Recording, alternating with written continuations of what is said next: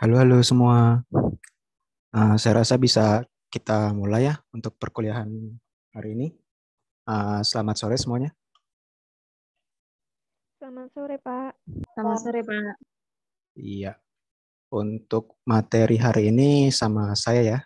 Untuk materi sistem persamaan linear.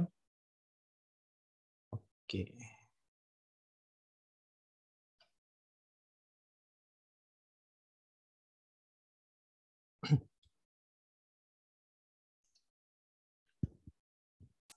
Gimana nih setelah setelah berapa minggu nih? Udah minggu keempat.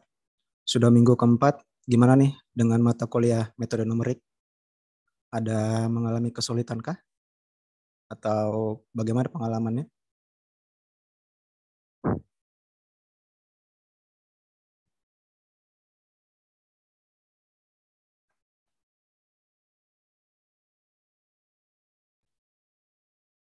Tes, tes, halo?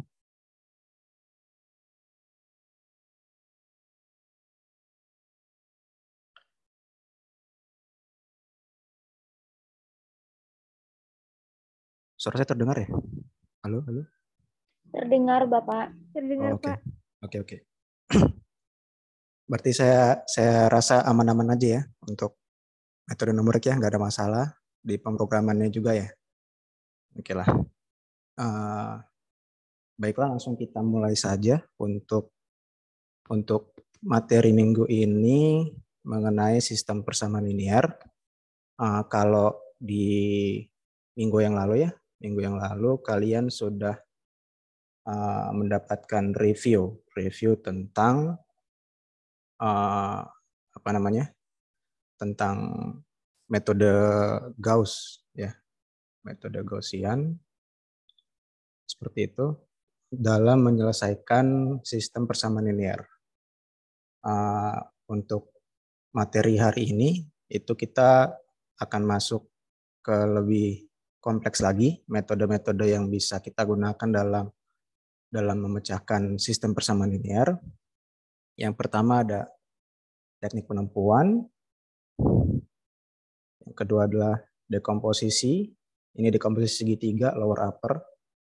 Kemudian ada nanti masalah khusus ya, masalah khusus di mana sistem persamaan linear yang kita punya itu bentuknya tridiagonal seperti itu ya. Ini mungkin bisa dibilang yang kita pelajari memang tiga ini ya, tapi trust me ini sebenarnya cukup padat. Masing-masing teknik ada sub-sub teknik lagi yang harus kalian pelajari gitu ya. Jadi saya harap kalian bisa keep up sama materi hari ini seperti itu ya. Oke, kita coba review sedikit mengenai apa eliminasi Gauss. Jadi secara overall yang kalian lakukan pada penggunaan metode eliminasi Gauss itu adalah operasi baris elementer ya, operasi baris elementer. Nah, pada saat kalian melakukan apa namanya, ya operasi baris elementer, jadi mungkin melakukan operasi pada baris nanti ya, diharapkan hasil dari matriks komplit yang dilakukan yang mengalami perlakuan OBE itu adalah matriks segitiga. Nah, kemudian dari matriks segitiga inilah nanti kemudian Anda lakukan penyalihan mundur ya. Jadi kalau misalnya saya punya satu misalnya matriks segitiga seperti ini gitu ya. Dengan vektor B-nya misalnya, ini contoh saja ya, contoh saja. Jadi penyalihan mundur yang kalian lakukan adalah mencari nilai dari yang paling belakang ya, variabel paling belakang, berarti X4 sama dengan ini, kemudian X3 sama dengan ini. X3 kita gunakan X4 yang kita peroleh dari sini untuk mendapatkan X3, kemudian kita bisa peroleh X2 dengan mensubstitusikan X3 dan X4, kemudian seterusnya sampai X1 ya, seperti itu. Ini yang metode simple yang kalian lakukan dalam eliminasi Gauss. Seperti itu ya. Jadi yang kalian lakukan, proses operasi baris elementer yang kalian lakukan adalah dari matriks komplit ya, matriks komplit. Jadi matriks representasi dari sistem persamaan linear, misalnya seperti ini, kalian lakukan OBE gitu ya. Ini adalah gambaran untuk operasi baris elementer pada iterasi pertama. Yang bisa kalian lihat di sini adalah kalian melakukan perubahan kolom dari A21, A31, dan AN1 itu menjadi 0 sampai ke bawah jadi 0 ya. Seperti itu.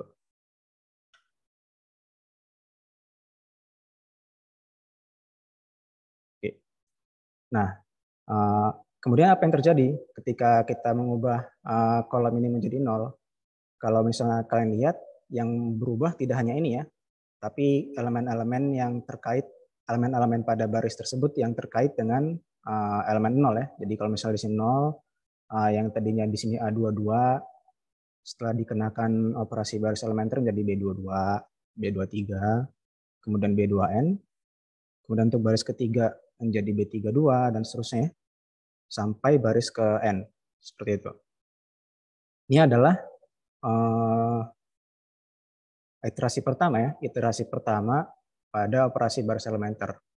Mengubah kolom yang ini menjadi kolom yang elemennya semuanya 0. Seperti itu ya. Iterasi ini akan terus kalian lakukan setelah kita mendapatkan kolom 0 di sini. Kalian akan lakukan lagi operasi baris elementer untuk matriks yang ini ya. Yang ini. Seperti itu. Dan seterusnya sampai semuanya akan menjadi 0 dan kita akan memiliki matriks segitiga yang ini saja. Sorry. Oke. Matriks segitiga yang ini saja. Oke. Saya rasa masih aman ya untuk eliminasi Gauss. Oke. Jadi sederhananya dalam algoritmanya itu adalah yang kalian lakukan menentukan elemen pembaginya ya, elemen pembaginya. Jadi untuk masing-masing kalau misalnya kalian perhatikan tadi kita punya A11, A21, titik-titik-titik sampai AN1. Maka yang kalian lakukan sebenarnya adalah yang pertama kali yang kalian lakukan adalah menentukan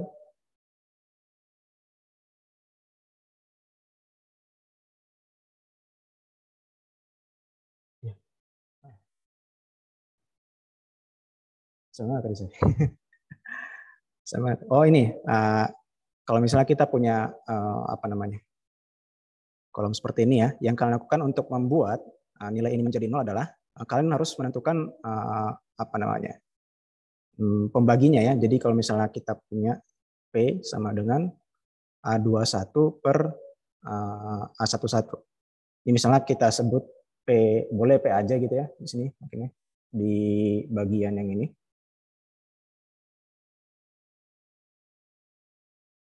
PA21 dibagi P11, kemudian ini akan dikalikan lagi oleh elemen A11 ya. Jadi nanti secara gamblangnya adalah elemen ini dikurang dengan pembagian dari ini dikalikan dengan ini.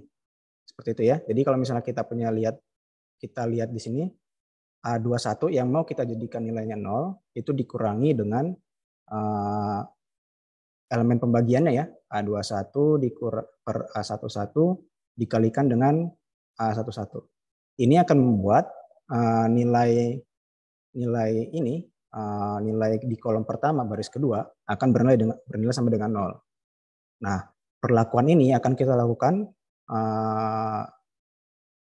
whole row ya, di sepanjang baris ya. Jadi, kalau misalnya saya punya A22, untuk mengganti A22 tadi di sini bagi elemen di sini ya, elemen yang di sini berarti kita punya A22 dikurang elemen pembagi tadi A21 per A11 dikalikan dengan A12. Seperti itu ya. Jadi hal yang pertama kita lakukan mencari elemen pembaginya ya, pembaginya. Simple apa namanya? Kita bisa mendapatkan dari kolom yang ini ya, dari kolom baris yang mau kita buat untuk kolomnya bernilai 0, kemudian dibagi dengan elemen apa namanya, elemen awalnya lah, seperti itu ya, elemen awalnya. Saya rasa seperti itu. Ini kita lakukan terhadap masing-masing elemen yang berada pada kolom pertama. Seperti itu ya. Oke.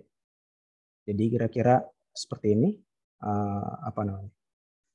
Kita tentukan dulu elemen pembaginya. Jadi di sini P. Kemudian untuk dari K itu dari I sampai N+1, tadi K-nya adalah 2 ya, kita mulai dari 2 ya. Jadi kita mulai dari 2, yang mau kita bikin 0, dan kita bikin semua barisnya itu operasi elementer. Ini adalah kira-kira perhitungan operasinya ya. Seperti itu. Sampai sini ada pertanyaan nggak?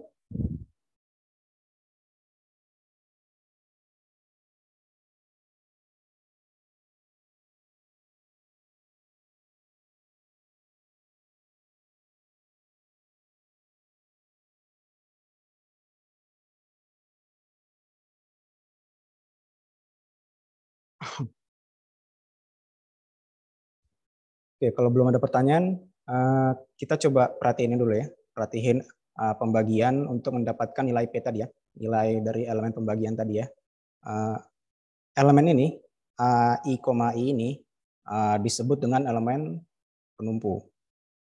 Elemen penumpu ya. Jadi sudah ditetapkan bahwa ketika kita menetapkan suatu elemen yang menjadi pembagi dari masing-masing elemen pada baris, maka A11 inilah yang menjadi elemen penumpunya. Karena kalau yang kita lihat di sini, yang bernilai tetap itu adalah A11 ya. Sedangkan pada keseluruhan algoritma, A21 ini bisa berubah menjadi A22. Kemudian secara secara paralel gitu ya, secara sejajar, ketika di sini A22, maka di sini harus A12. Seperti itu ya. Dan ini dilakukan untuk seluruh baris ya. Seluruh baris, ketika kita melakukan perlakuan baris yang berbeda, maka A21 yang ada di sini itu akan berubah lagi ya. Jadi menjadi misalnya A31 gitu ya, A31. Seperti itu. Makanya I, yang bernilai tetap ini pada algoritma disebut dengan elemen penumpu. Seperti itu. Jadi baris yang memuat elemen penumpu disebut baris penumpu. Oke, kalau misalnya kalian lihat P itu bernilai A, J, ini maksudnya J, ini kan di dalam MATLAB ya, bisa menulisnya dalam MATLAB gitu misalnya. Tapi ini tidak lain dan tidak bukan, bisa kita lihat adalah elemen pada matriks A untuk baris ke J, kolom ke I. Seperti itu ya.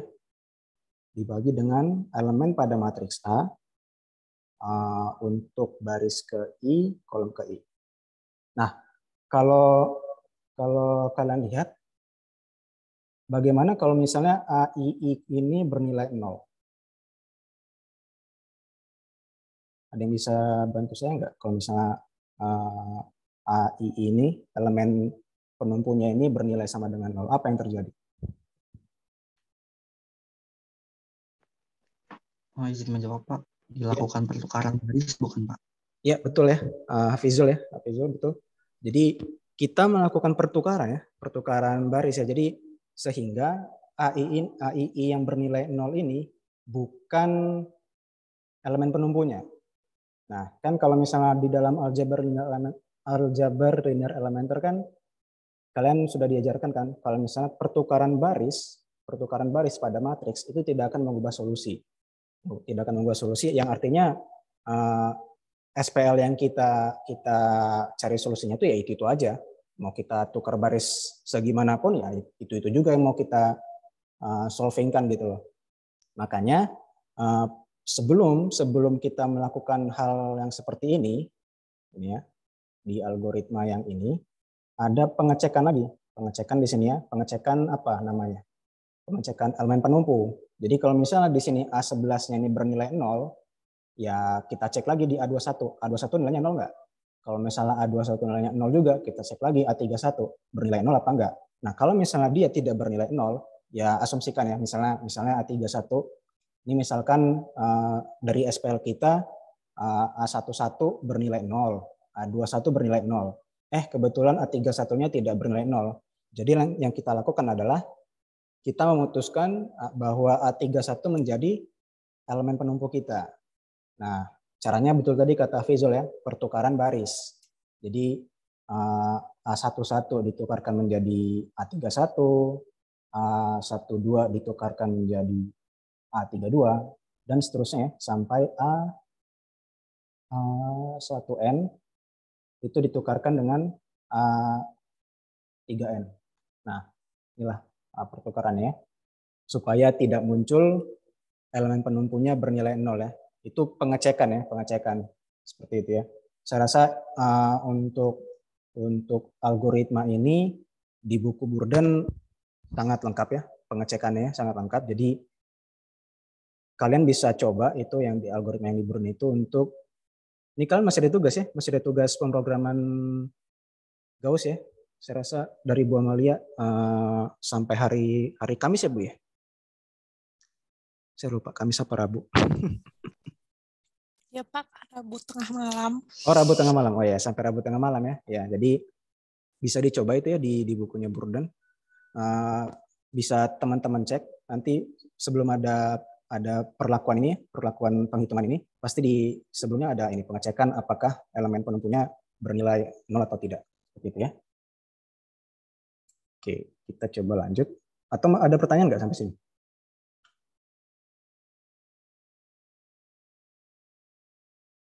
Oke, belum ada ya. Kita coba lanjut dulu. Nah, jadi kita masuk ke teknik penumpuan nih. Nah, tadi sudah ini sorry ya, ini mungkin agak ini. Tadi sudah terjawab ya, kalau misalnya I, itu elemen penumpunya bernilai 0, maka kita lakukan pertukaran baris ya. Kita lakukan pertukaran baris. Terus kemudian bagaimana jika elemen penumpunya itu bernilai sangat kecil gitu ya. Mungkin kalian nggak terlalu menyadari gitu ya, kalau misalnya dalam satu SPL ada pivotnya gitu ya. Pivot itu, sorry, ini penumpu itu namanya juga bisa dibilang pivot ya. Bisa dibilang pivot. Kemudian tunggu sebentar ya, 3 menit.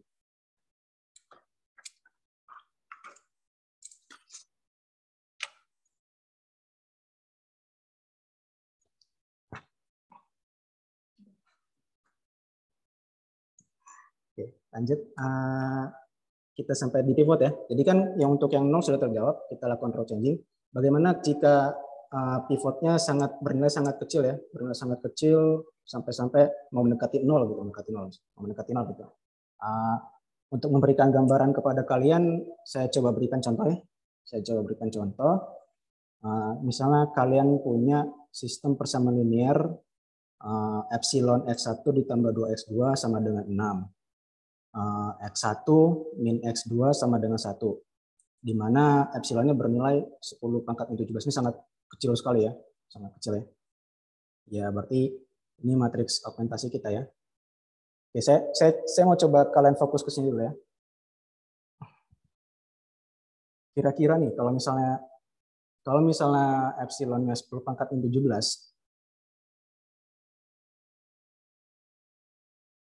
sama dengan. Normalnya saya bisa mengabaikan ini enggak? Normalnya. Kalau misalnya epsilonnya sama dengan 10 pangkat 17 tadi, bisa saya abaikan enggak normalnya?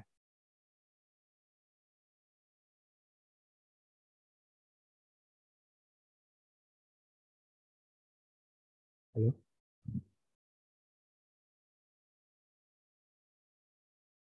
Ini sorry, X2.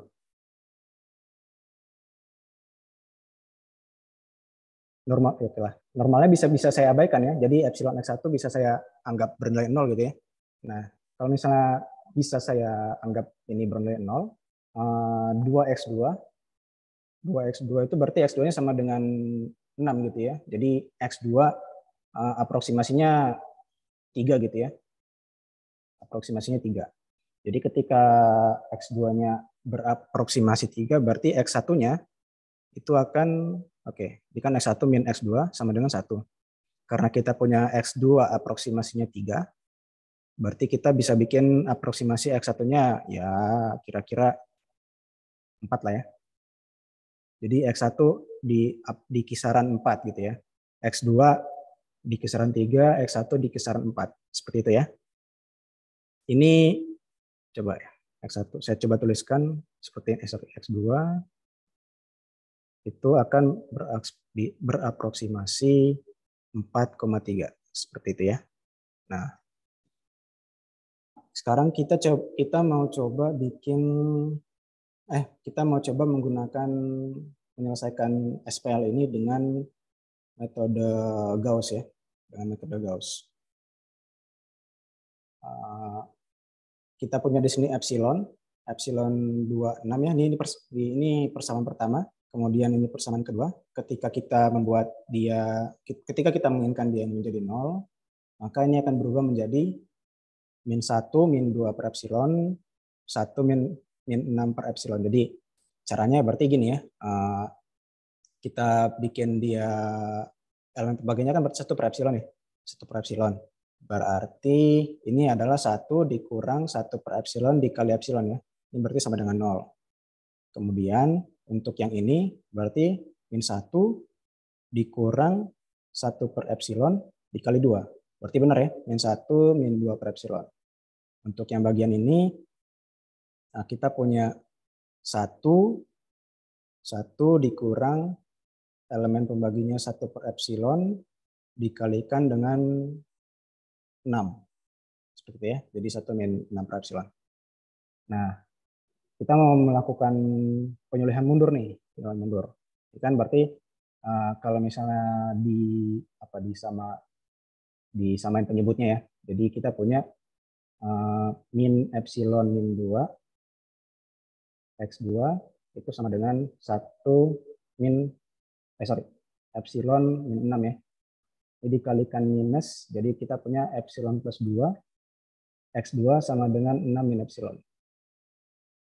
Nah, x2 sama dengan 3. Tadi kita punya x2 ampirannya 3 ya. Jadi tebakan kita benar ya untuk yang ini ya. Tapi kalau misalnya kita perhatikan, kita mau cari x1 gitu ya. Nah, berarti kan EX1 dikalikan dengan 2 ditambah dengan 2 dikali 3. 2 dikali 3 ya. Jadi 6. Jadi EX1 tadi itu sama dengan 0. Nah, sama dengan 0 kan? Berarti kan X1-nya sama dengan 0. Nah, ini yang bikin harusnya kita punya X1 sangat beraproksimasi dengan 4 ya. Ini sangat jauh sekali ya dibandingkan dengan yang kita dapatkan di sini. Seperti itu ya. Jadi karena epsilon yang kecil inilah yang menyebabkan dia mendapatkan seperti ini. Gitu ya. Jadi inilah permasalahan yang kita temukan gitu ya ketika kita punya elemen penumpunya sangat kecil tadi ya. Sampai sini ada pertanyaan nggak?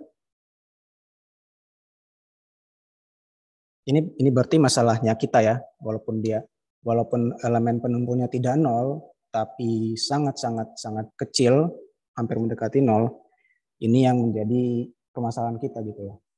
Akan bertemu dengan X1 yang tidak mendekati hasil aproksimasi, bahkan sangat jauh gitu ya. Itu.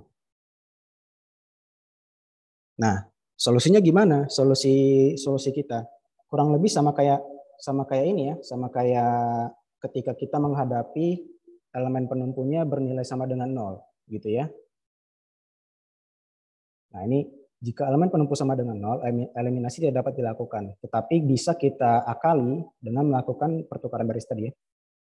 Seperti itu. Nah, Nah, karena elemen penumpu tadi sangat kecil, mutlaknya bernilai sangat kecil, ini yang membuat galatnya itu, perambatan galatnya itu akan menuju pembulatan yang sangat besar. Seperti itu ya. Jadi kalau misalnya kita punya apa namanya? Tadi kan pembagian kita tadi kan ini ya, 1 per epsilon kan. Epsilon ini sendiri berapa? 10 pangkat min 17. Nah, 10 pangkat min 17, 1 dibagi 10 pangkat min 17, ya itu berapa tuh? 10 pangkat 17. Nah, ini yang bikin menjadi masalah gitu ya, menjadi masalah dalam solusi kita nanti. Seperti itu. Nah, solusinya apa? Oke. Strateginya, pilih elemen penumpu dengan nilai mutlak maksimum. Jadi contoh kalau misalnya yang tadi ya, untuk contoh yang tadi, nah kan, mungkin saya coba tulisan baru ya. Epsilon 2, 6, 1 min 1, 1. 1 min 1, 1. Oke. Kalau misalnya yang kita lihat, pilih elemen penumpu dengan nilai mutlak maksimum. Jadi strateginya dari kolom ini, kita pilih yang paling maksimum. Ini ya, 1 ya. Nah, ketika kita menemukan yang ini, berarti baris ini, berarti 1 ini akan menjadi elemen penumpu, dan baris ini akan menjadi baris penumpu. Seperti itu ya. Ketika kita sudah menemukan baris penumpu, maka kita bisa melakukan pertukaran baris. Pertukaran baris terhadap baris penumpu ke baris yang mau kita lakukan operasi baris elementer. Seperti itu ya. Nah, seperti ini ya.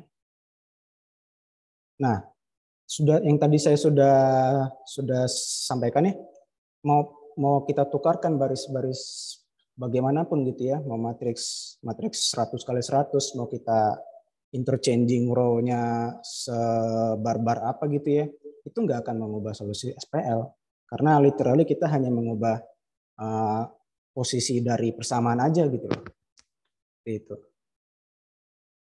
Nah, jadi teknik pertukaran baris ini, jadi dengan memilih pivot dengan nilai mutlak maksimum, nah ini disebut dengan teknik penumpuan. Seperti itu ya. Sampai sini ada pertanyaan?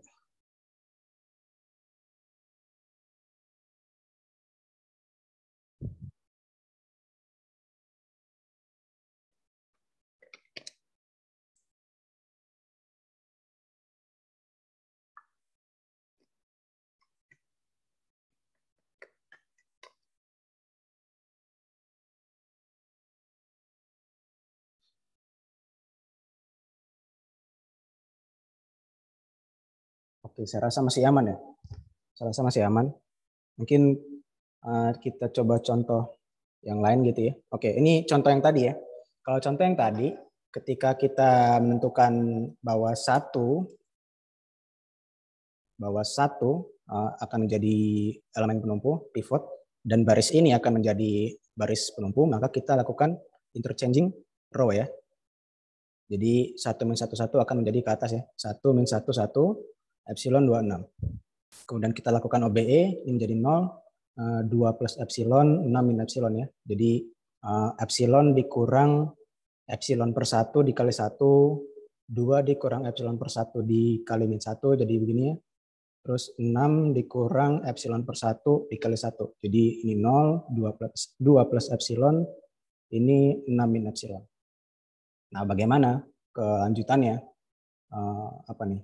Berarti 2 plus epsilon dikalikan dengan X2 itu bernilai sama dengan 6 min epsilon. Nah, karena tadi epsilonnya bernilai sangat kecil, itu kita bisa abaikan.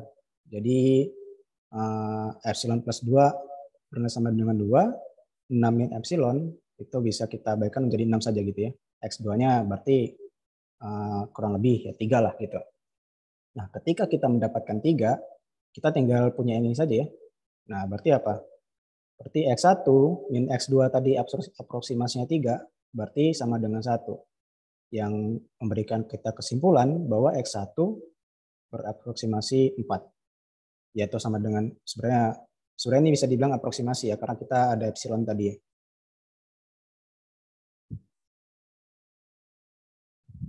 Jadi kira-kira seperti itu.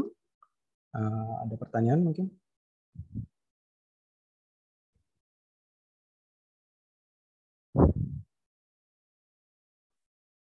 Oke, kalau bisa tidak pertanyaan, ini contoh yang saya ambil dari bukunya Pak Rinaldi Munir ya.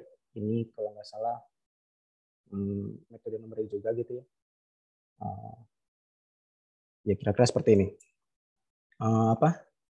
Kita punya, sorry, coba saya ganti dulu deh.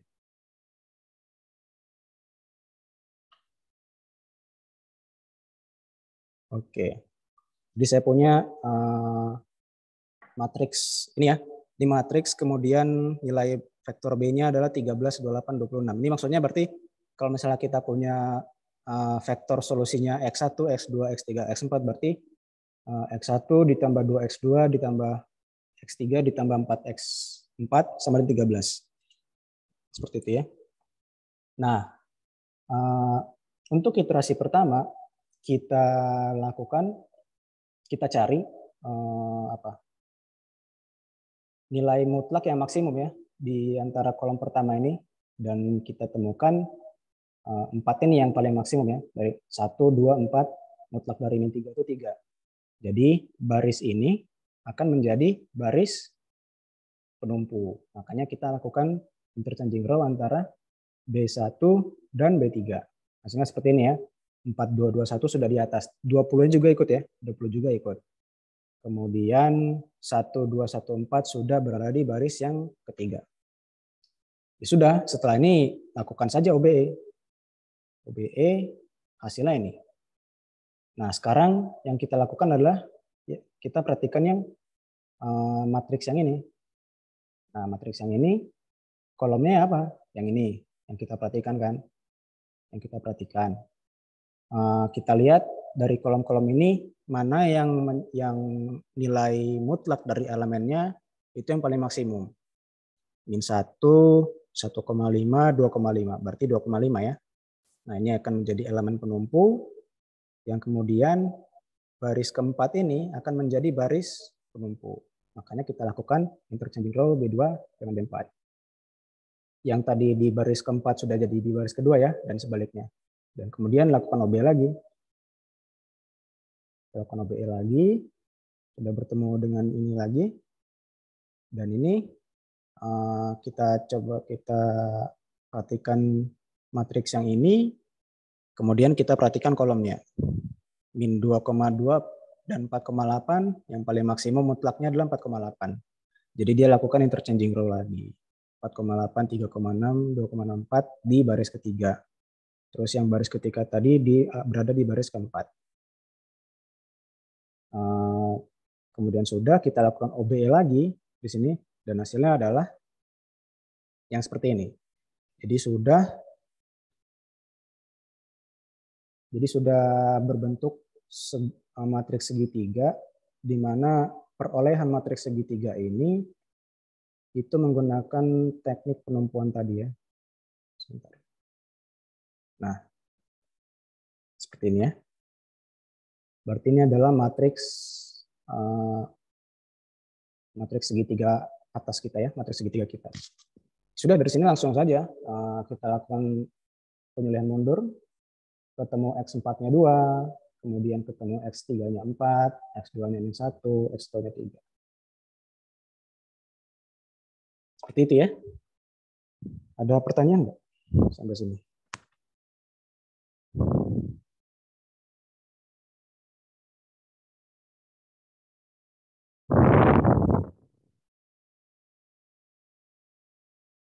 Nah, oke, kalau misalnya belum ada pertanyaan. Jadi, sebenarnya apa sih yang kita bisa improve dari algoritma eliminasi Gauss tadi? Kalau misalnya kita lihat, ini kan sebenarnya kan saya copy paste dari algoritma eliminasi Gauss kan. Ini adalah algoritma eliminasi Gauss tanpa teknik penumpuan. Nah, yang mau kita tambahkan di algoritma tersebut adalah pencarian elemen penumpu. Yang tadi kita mau cari maksimumnya berapa gitu ya, di kolom itu maksimum berapa. Terus kita cari indeks dari elemen itu ya. Jadi kalau misalnya nih, tadi kita punya misalnya barisnya itu -1, ini di baris pertama, kemudian 0,5, kemudian 0,25 gitu ya. Nah, dari sini kan yang nilai mutlaknya paling besar kan yang ini kan. Nah, jadi -1 ini apa namanya? Yang punya mutlaknya yang paling maksimum. Nah, kita mau mengeluarkan -1 ini berada di baris keberapa gitu loh, supaya kita bisa melakukan pertukaran baris. Oh, sorry, tapi ini kondisi ketika baris penghubungnya sama dengan baris yang mau kita OBE ya. Jadi tidak ada interchanging row ya. Ini mungkin kebetulan aja. Jadi kalau misalnya mungkin nanti ketemunya sama yang seperti ini ya, 0,5 -1, 0,25, baru kita lakukan interchanging row. Seperti itu ya. Nah, sebenarnya cukup simpel ya ini ya. Untuk yang pencarian elemen penumpu, ya kita bisa lakukan yang ini ya. Ini prosesnya. Jadi kita misalkan M itu sama dengan I itu indeks yang pertama ya. Nanti harapannya adalah ini pada saat awal-awal algoritma, I itu adalah indeks pertama pada iterasi keberapa. Jadi kalau misalnya iterasi ke 1 berarti I-nya bernilai 1. Ketika dia pada iterasi kedua berarti I-nya sama dengan 2. Nah ini ya, ini kan 1, 2 gitu ya. Jadi kita asumsikan M-nya itu sama dengan I tadi. Nah, kemudian kita cari untuk J sama dengan I sampai ke bawah ya. Sampai ke bawah. Kalau misalnya dia itu elemennya lebih dari elemen pada si asumsi kita tadi, maka kita tinggal tukar aja. Tinggal kita asumsikan J yang baru gitu kan. Jadi M kita di sini adalah indeks elemen penumpu, indeks pivoting. Seperti itu ya. Dengan harapan bahwa proses ini akan mendapatkan nilai M-nya itu adalah indeks elemen penumpu gitu ya. Jadi dengan misalnya kita melakukan yang ini ya. Misalnya contoh yang tadi ya. Harapan kita tadi M-nya ini sama dengan 2. Karena ini yang berada di baris kedua kan dia kan. Nah, kurang lebih seperti inilah. Saya coba contohkan 0,5 -1, 0,25. Kita lihat di sini dengan menjalankan operasi ini, dengan menjalankan algoritma ini kita punya ini coba saya hapus. Di sini aja deh, di sini. Kita punya di sini M-nya sama dengan 1 karena kita mulai dari 1 ya. Misalnya mulai dari 1. Nah, untuk J, I plus 1 sampai N, berarti kita mulai dari I lagi ya. Jika A, J, I lebih dari A yang I, maka M-nya sama dengan J. Berarti jika 0,5 lebih dari 0,5, maka diganti M-nya sama dengan J. Tapi itu useless sekali ya. Kita coba lanjut ke iterasi kedua. Nah, ganti berarti J-nya sama dengan 2 nih. J-nya sama dengan 2. Nah, jika nilai mutlak ini lebih besar dari nilai mutlak ini, maka M-nya diganti menjadi J. Nah, karena ini benar, maka M-nya sama dengan 2. Gitu ya. Kemudian lanjut ke elemen selanjutnya, 0,25. Jika 0,25 lebih dari M tadi kan kita punya M2, terus A2,1 tadi bernilai dimutlakin jadi 1. Nah, berarti 0,2 lebih dari 0,25 lebih dari 1 kan salah. Jadi M-nya tidak tergantikan. Nah, seperti itu ya. Jadi harapannya dari algoritma ini akan menghasilkan indeks elemen pivot. Seperti itu ya. Nah, sampai sini belum selesai. Kita baru mendapatkan,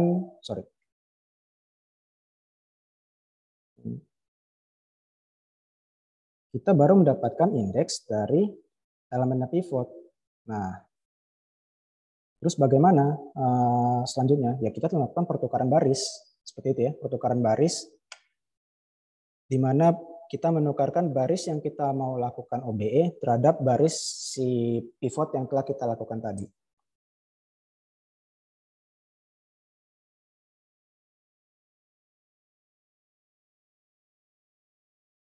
Nah, kalau misalnya tadi yang kita lakukan indeksnya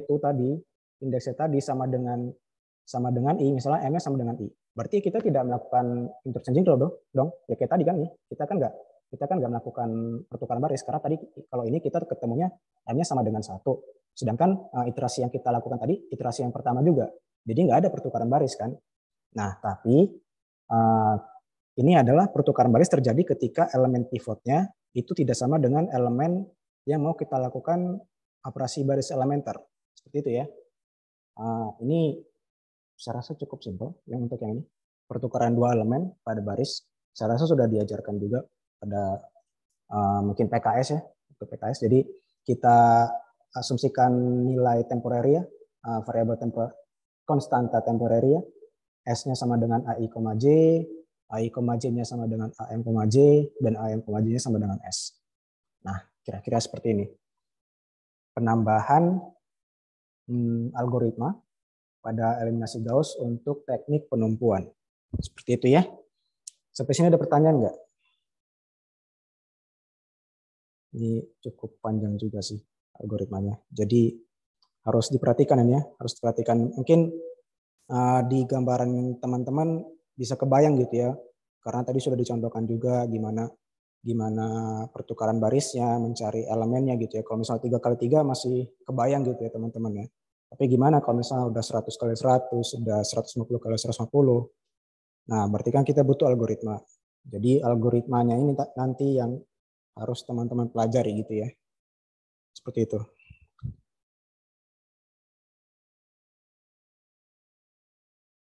Silakan kalau ada pertanyaan.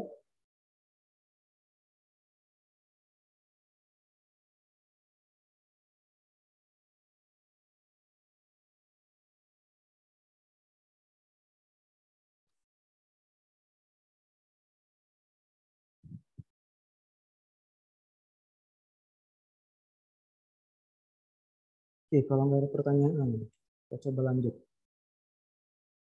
Oke, jadi apa namanya? Teknik penumpuan yang baru saja kita bahas tadi, karena hanya melibatkan pertukaran baris, itu kita bisa juga menyebutnya dengan teknik penumpuan parsial. Karena sebenarnya masih ada juga teknik penumpuan yang lain gitu ya, penumpuan yang lain, ini kan baris. Yang melibatkan kolom juga. Nah, kalau misalnya pertukaran teknik penumpuan kita mencari elemen penumpu dengan melibatkan pertukaran baris dan kolom, itu kita sebut dengan penumpuan total. Contoh seperti ini. Saya coba contohkan seperti ini. 1, 2, 3, min 1, 1, ya oke lah. Nah, kita mengasal. 1, 1, 1 lah. Misalnya ini misalnya ya. Nah, ini mungkin kita nggak tahu apakah emang ini matriks yang singular atau enggak, non singular ya, atau mungkin ada solusinya atau enggak. Ini misal contoh saja gitu ya. Nah, teknik penumpuan total ini kita mencari nilai maksimum di keseluruhan. Seperti itu ya. Kita mencari nilai maksimum di keseluruhan, nilai mutlaknya ya. Maka ini kan ketemunya kan 5 nih, 5. Nah, ketika di sini sudah 5, maka kita lakukan supaya dia menjadi elemen pivot, elemen penumpu, maka yang pertama kita lakukan pertukaran baris. Pertukaran baris yang memuat minima. Ini jadi min 1, 1, 5, 1, 2, 3, 1, 1, 1. Nah, tapi kan ketika kita melakukan baris ini, 5-nya ini kan masih di 3 kan? Masih di vektor yang X3-nya kan? Vektor yang ketiga, sorry. Di variabel yang ketiga. Gitu kan? Makanya supaya jadi berada di sini ya, kita kan pengennya si pivot yang di pertama kan. Diperlukan pertukaran kolom. Jadi kalau misalnya pertukaran kolom jadi 5, 3, 1, 1, 2, 1, min 1, 1, 1. Nah, seperti inilah kira-kira. Nah, yang jadi pertanyaan, kira-kira dalam sistem persamaan linear, kalau kita kan dari sistem persamaan linear dikonversi menjadi matriks augmentasi ya, matriks lengkap. Nah, di matriks lengkap ini ketika kita melakukan pertukaran kolom, apa yang terjadi kira-kira? Masih ingat nggak di Ale? Ada yang bisa kasih saya pencerahan?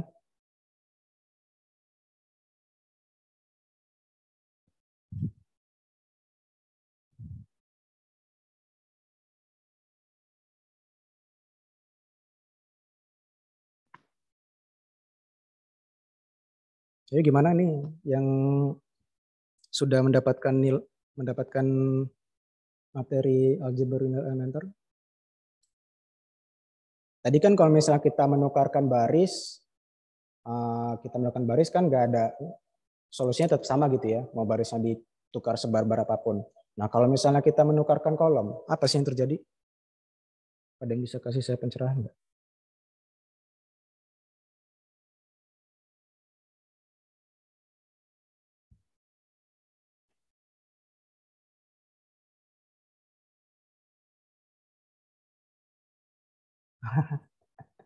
Nggak ada.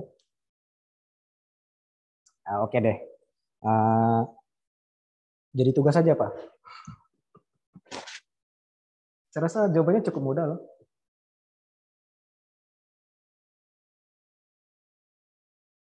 Oke. Saya coba kasih gambaran ya. Saya coba kasih gambaran. Ini saya coba. Oh, nggak usah deh. Nah, ketika kita apa? Tadi kita punya min 1, 1, 5, 1, 2, 3, 1, 1, 1. Ini kan solusinya kan sebenarnya ya asumsikan solusinya X1, X2, X3. Nah, mau kita ubah segimanapun juga kan solusinya nggak berubah kan.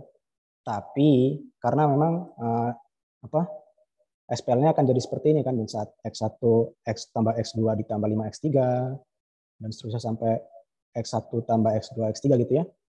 Nah, bagaimana kalau misalnya kita menukarkan kolom gitu. Kayak tadi. 5 1 min 1 1 2 3 1 1 1. Apa yang terjadi?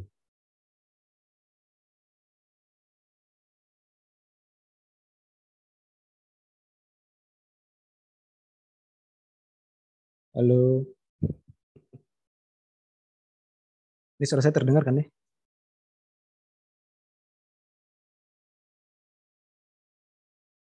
Tes. Halo? Terdengar, Oh, Pak. terdengar ya? Terdengar. Ntar takutnya suara saya hilang lagi. Kayak Bu Utri yang kemarin. Putus. Gimana nih kira-kira nih?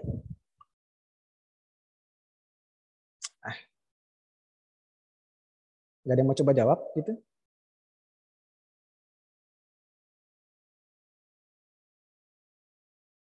Oke lah. Jadi kalau kita melakukan pertukaran kolom, otomatis SPL kita akan berubah ya. 5X1 ditambah X2 min X3, seterusnya sampai X1 plus X2 ditambah X3 gitu ya. Nah, padahal sistem persamaan yang kita punya, persamaan pertamanya adalah min X1 plus X2 plus 5X3. Sedangkan ketika kita melakukan pertukaran kolom menjadi 5X1 plus X2 min X3, which is ini akan mengubah solusi kita ya, seperti itu. Kira-kira paham nggak kenapa bisa solusinya berubah?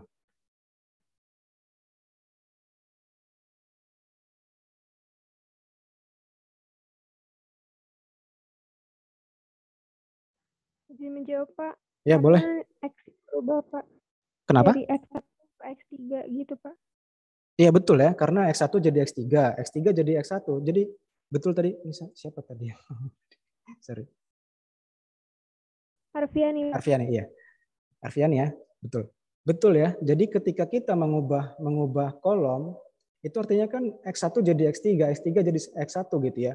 Sehingga kalau misalnya kita mau menginginkan solusi yang sama, maka ini bukan lagi X1, ini bukan lagi X3, melainkan ketika kita melakukan pertukaran kolom antara 1 dan 3, berarti yang kita tukar adalah vektor X-nya juga kita rubah. Dari yang X1-nya jadi X3, X2-nya tetap ya karena tidak ada perubahan, dan X1, X3 yang jadi X1.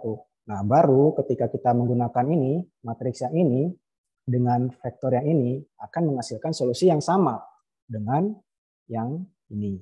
Seperti itu ya. mungkin bisa dibuka lagi gitu ya, buku alenya gitu ya. Kita hanya melakukan pertukaran kolom gitu ya. Pertukaran kolom yang artinya vektor pada solusi itu harus kita ubah juga seperti itu. Nah, ketika kita melakukan pertukaran vektor solusi, itu akan membuat algoritma akan menjadi kompleks. Seperti itu ya. Jadi yang kita lakukan itu mengubah solusi pada vektor, yang which is itu tidak membuat algoritma menjadi mudah gitu ya, karena kita melakukan pertukaran vektor solusinya lagi gitu, seperti itu. Jadi penumpuan total sebenarnya bisa Anda lakukan, bisa memberikan hasil yang juga bisa dikatakan ya pas gitu ya, bisa dikatakan pas juga. Hanya saja memerlukan pertukaran baris dan kolom, gitu ya. Yang which is kalau misalnya kita melakukan pertukaran kolom akan melakukan pertukaran solusi. Nah ini yang akan menjadi merepotkan kalian gitu, seperti itu. Paham nggak sampai sini? Paham, Pak. Oke, baiklah. Pak. Ya, baiklah. Oke, yang kedua ada lagi nih. Ini mungkin yang khusus ya, penumpuan parsial terskala. Ini elemen penumpunya, kalau misalnya tadi kan elemen penumpunya kita mau bikin dari baris di dalam kolom-kolom tersebut kita mau cari nilai maksimumnya gitu kan. Nah, ini yang parsial tadi ya. Nah, untuk parsial terskala ini elemen penumpu yang kita ambil adalah yang seperti ini. Nah, ini mungkin agak ribet ya. Agak ribet kalau misalnya dengan mentah-mentah kita lihat seperti itu ya. Jadi saya coba contohkan nih. Saya coba contohkan. Yes. Gitu. Saya coba hapus yang ini ya. Jadi bagaimana kalian mau bisa kita mau melihat kira-kira kita mau pilih baris penumpu yang seperti apa dengan teknik penumpuan parsial terskala. Nah, tadi kita punya apa? 1, 2, 3, 1, 1, 5, 1, 1, 1. Nah, penumpuan parsial terskala ini yang pertama kita lakukan adalah ini ya. Nah, ini tuh maksudnya apa? Kita mencari nilai maksimum, nilai mutlak maksimum dari masing-masing baris. Nah, kita sebut saja nih ya.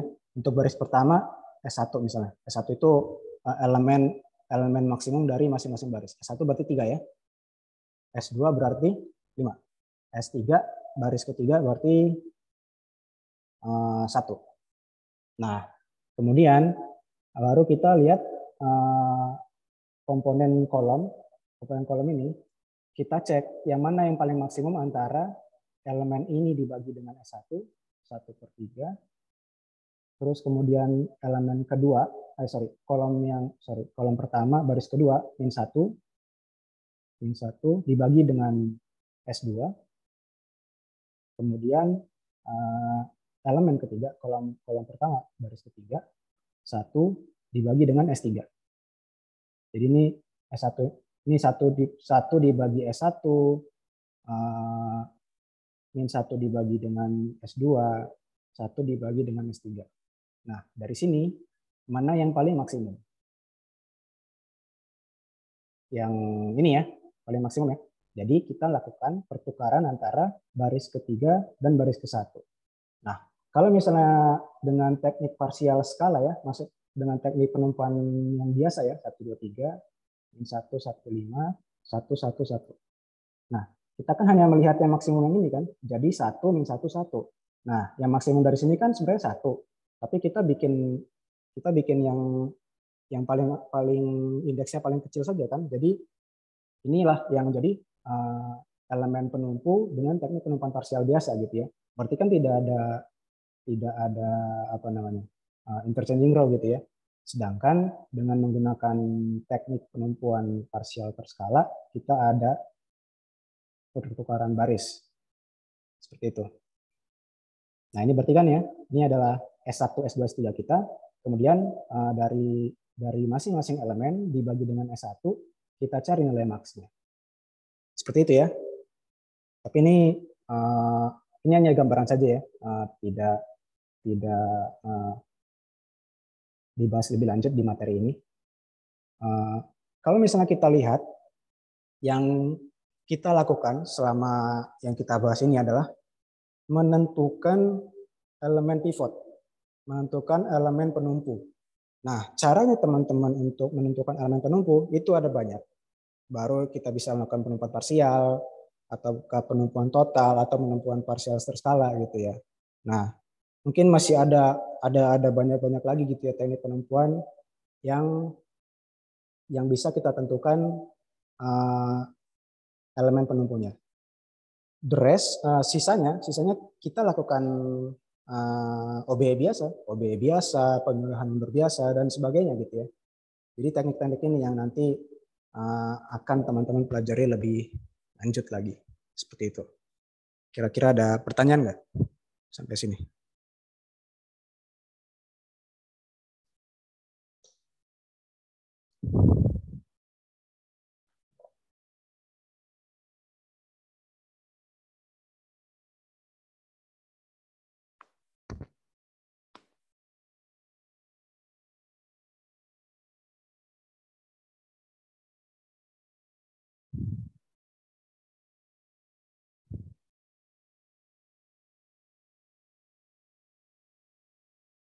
Oke, kalau tidak ada pertanyaan lagi saya lanjut dulu ya.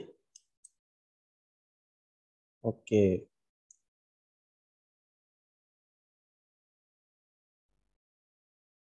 Ya, ada banyak ya namanya ya. Dekomposisi matriks itu kan secara umum. Tapi yang kita bahas di sini adalah dekomposisi segitiga ya, atau dekomposisi LU seperti itu ya. Kita coba dulu. Ini adalah salah satu teknik juga dalam menyelesaikan sistem persamaan linear. Seperti itu ya. Kita coba masuk dulu. Saya rasa ini teman-teman sudah paham ya, matriks segitiga atas yang seperti apa, matriks segitiga bawah yang seperti apa.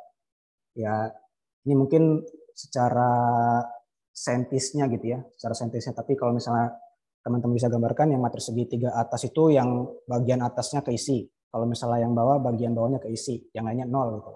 Kira-kira seperti itu ya. Jadi ini mungkin untuk yang secara saintisnya lebih ke lebih ke penjelasan secara indexing aja ya. Secara indeks, sepertinya, secara indeks.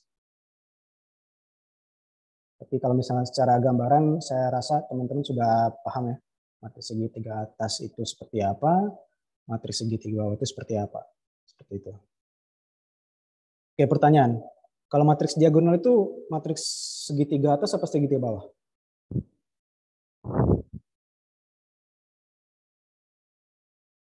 Ada mau coba jawab? Matriks diagonal itu ini ya. Matriks diagonal itu yang entry-entry pada diagonal itu isi. Ya, isi misalnya 1, titik-titik sampai 10 misalnya. Ini diagonal utama ya, diagonal utama. Terus yang lainnya bernilai 0 gitu. 0, ini 0, terus ini 0 gitu ya. Nah, ini matriks segitiga atas atau segitiga bawah? Segitiga bawah, Pak. Segitiga apa? Bawah, Pak. Iya, segitiga bawah ya. Tapi segitiga atas juga bukan?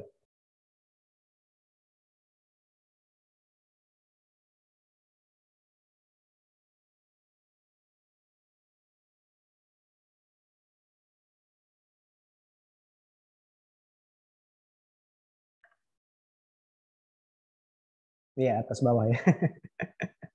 Mungkin terlalu malu-malu buat ini. Ya, jadi matriks diagonal itu matriks segitiga atas iya, matriks segitiga bawah kebalik. Matriks segitiga bawah iya, matriks segitiga atas juga iya ya. Jadi kalau misalnya gambarannya di sini kan ini kan 0 0 0 ya, 0 0 0.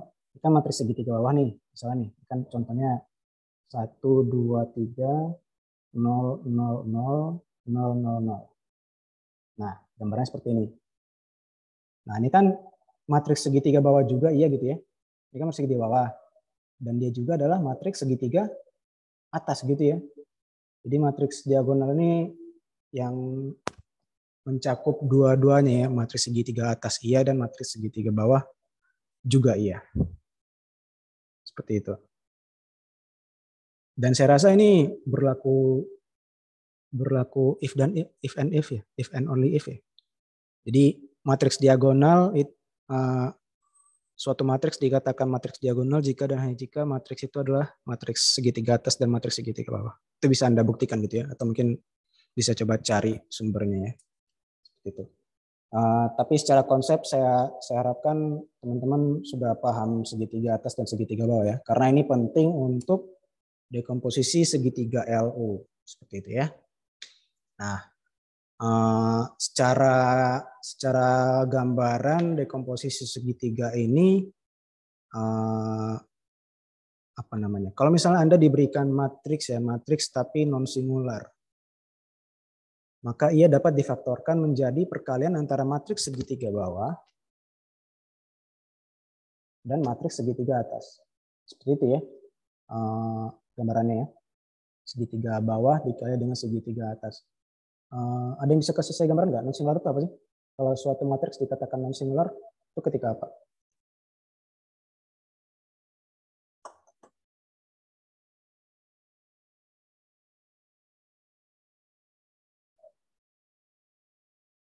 Sebentar ya.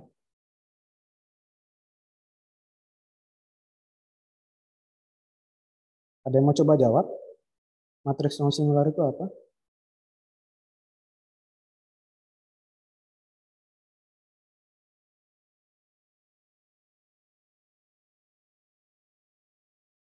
Izin menjawab, Pak. Ya, silakan. Determinannya tidak sama dengan 0, Pak. Sorry, sebentar. Ya, apa tadi? Sorry.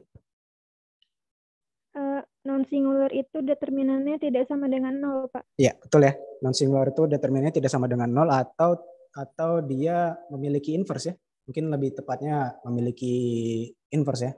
Jadi kalau misalnya A itu dikatakan non singular kalau misalnya dia memiliki inverse. Seperti itu ya. Dia bisa diinverskan, dibalikkan lah ya, dibalikkan. Jadi kalau misalnya ya kalau difungsikan ada inverse-nya gitu ya. Nah, sama juga kayak matriks ya. Matriks itu bisa diinverskan disebutnya dengan non singular. Nah, kita balik lagi ke yang tadi ya. A sama dengan LU tadi ya. Nah, bisa didekomposisikan menjadi LU, tapi LU-nya itu enggak matriks segitiga bawahnya tidak sembarangan matriks segitiga bawah gitu ya. Nah, dibentuknya seperti ini. Gitu ya. Bagian diagonalnya itu bernilai 1. Kemudian bagian L2, L1, LN1, LN2, dan seterusnya barulah yang kita akan cari gitu ya. Dan U-nya, ini ini bukan L ya, supaya mungkin tidak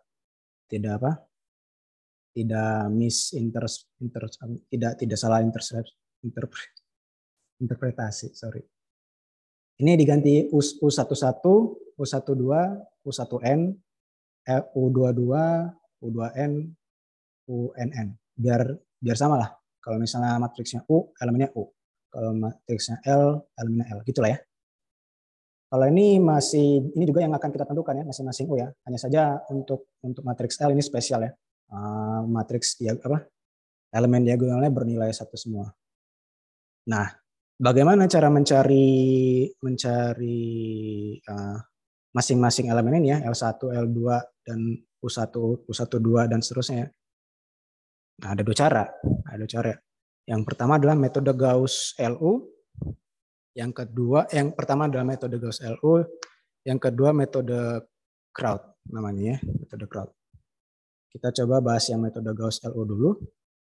Nah, jadi metode Gauss-LU ini sebenarnya apa ya? Kalau bisa dibilang misalnya kita punya ini ya, kita punya matriks A yang non singular tadi ya, non singular.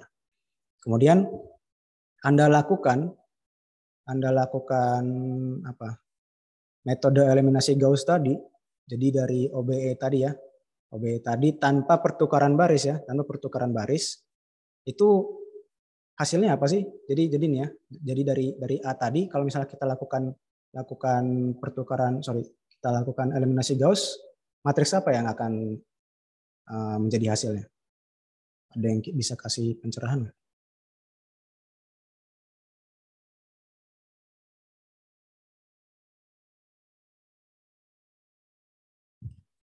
Coba balik lagi deh.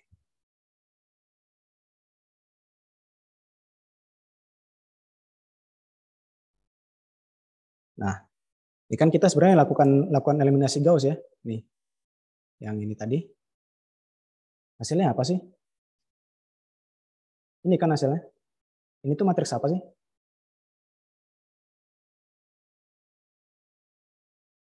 Ada yang bisa jawab nggak? Segitiga bawah, Pak. Terbalik. Terbalik ya. Ini segitiga atas ya. Mungkin biar gampang untuk melihat ya. Jadi mengimajinasikannya ya. Kayak gini aja sih. Ini matriks segitiga atas, ini matriks segitiga bawah ya. Jadi kita lihat yang mungkin biar gampangnya lihat isian yang 0 aja kali ya. Jadi kalau misalnya 0-0-nya itu berada di bawah, maka matriks itu disebut matriks segitiga atas. Gitu ya. Kalau misalnya dia 0-0-nya yang Anda lihat itu berada di bagian atas, maka maka matriks itu disebut matriks segitiga bawah. Gitu ya. Nah, jadi yang A tadi, yang soal sebelumnya tadi, ketika kita melakukan eliminasi Gauss, maka akan menjadi matriks segitiga atas. Dan inilah yang sebenarnya menjadi matriks U dalam dekomposisi kita tadi. Nah, jadi jalannya itu gimana? Kita lihat ya, sebentar. Kita sampai di mana tadi? Nah, inilah sebenarnya yang, ini mungkin saya coba ubah jadi hitam kali ya. Nah, inilah sebenarnya matriks segitiga atas, dan ini sebenarnya adalah matriks hasil dari eliminasi Gauss, gitu ya. Jadi mungkin bisa cukup mudah ya gitu ya buat teman-teman gitu ya untuk menentukan matriks U-nya gitu ya, tinggal lakukan eliminasi Gauss saja. Nah, tapi yang menjadi masalah bagaimana cara teman-teman mencari L-nya. Seperti itu ya. Mencari L-nya. Nah, bagaimana sih cara mencari L-nya? Nah, pada algoritma eliminasi Gauss sebelumnya kan sudah saya jelaskan kalau misalnya ada yang namanya elemen pembagi ya. Elemen pembagi kalau misalnya dia di A21 dan A11, kalau misalnya kita mengenolkan ini nggak apa ya, ini nggak apa-apa ya, nggak kelihatan ya. Kalau kita mau mengenolkan bagian ini ya, ini nggak kelihatan. Bagian matriks pada baris kedua kolom ke-1, berarti kan elemen pembagi kita kan A21 dibagi A11 kan ya, yang tadi sudah kita bahas. Nah, elemen inilah yang nantinya akan diisi oleh M21. Ini mungkin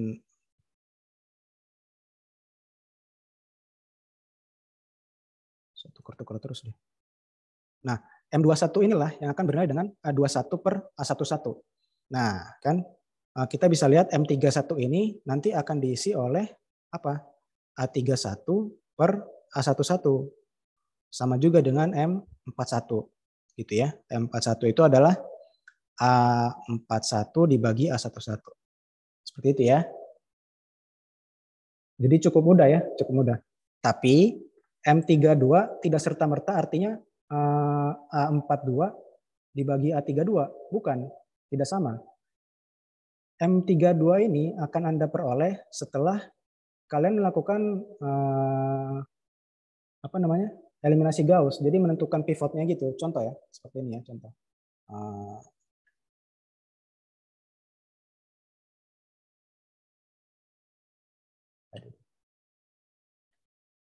Saya coba ganti warna. Seperti contoh, pada hasil iterasi pertama dari A1, A2 sampai ini, matriks ini misalnya, itu misalnya hasilnya adalah, ini saya gambar di mana ya, di sini aja deh. A11, A12, A13, A14, A14. Ini kan barisnya 0, 0, 0. Yang artinya pada baris ini bukan lagi A22 kan?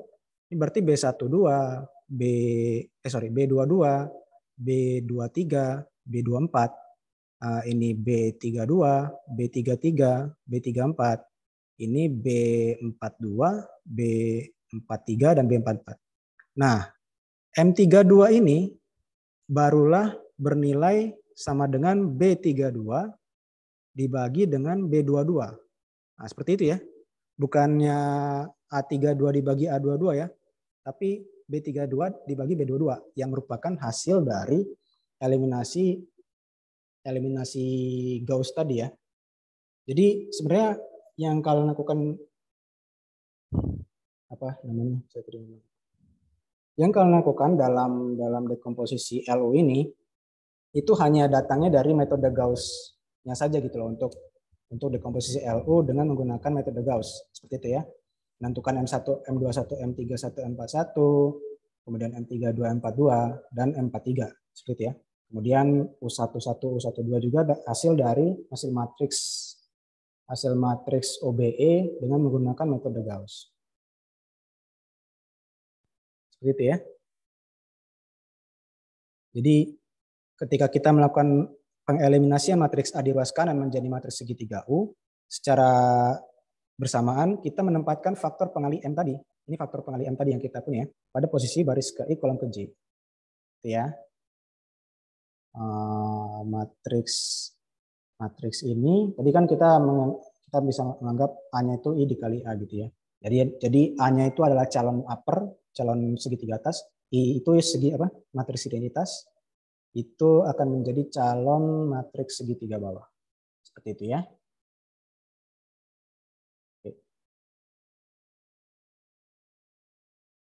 Oke, saya coba kasih contoh gitu ya. Min 1, min 1, 5, min 4, 1, min 7, 3, 3, 2. Ini saya mau coba tanpa pivoting ya, tanpa teknik penumpuan. Saya mau coba tanpa teknik penumpuan. Saya mau siapkan berarti matriks L-nya. Matriks L-nya berarti akan kira-kira seperti ini, 1, 1, 1, 0, 0, 0. Seperti ini ya. Nah, untuk baris kedua, berarti kan faktor pengalinya apa? M21 itu akan bernilai min 4 per min 1 sama dengan 4. Ya kan? Berarti kita tuliskan di sini 4. Nah, untuk pengubahan baris di sini berarti apa? Min 1, min 1, 5. Kemudian min 4 dikurangi 4 dikali min 1 menjadi 0. Kemudian min 1 dikurangi 4 dikali min 1. Berapa tuh? Min 1 dikurangin min 4. 3 ya berarti ya. 3. Min 7 dikurang min 20. 13. Ya betul. Nah, kemudian sekarang yang ini nih. Sekarang yang ini untuk 3, 3, 2. Faktor pengalinya apa?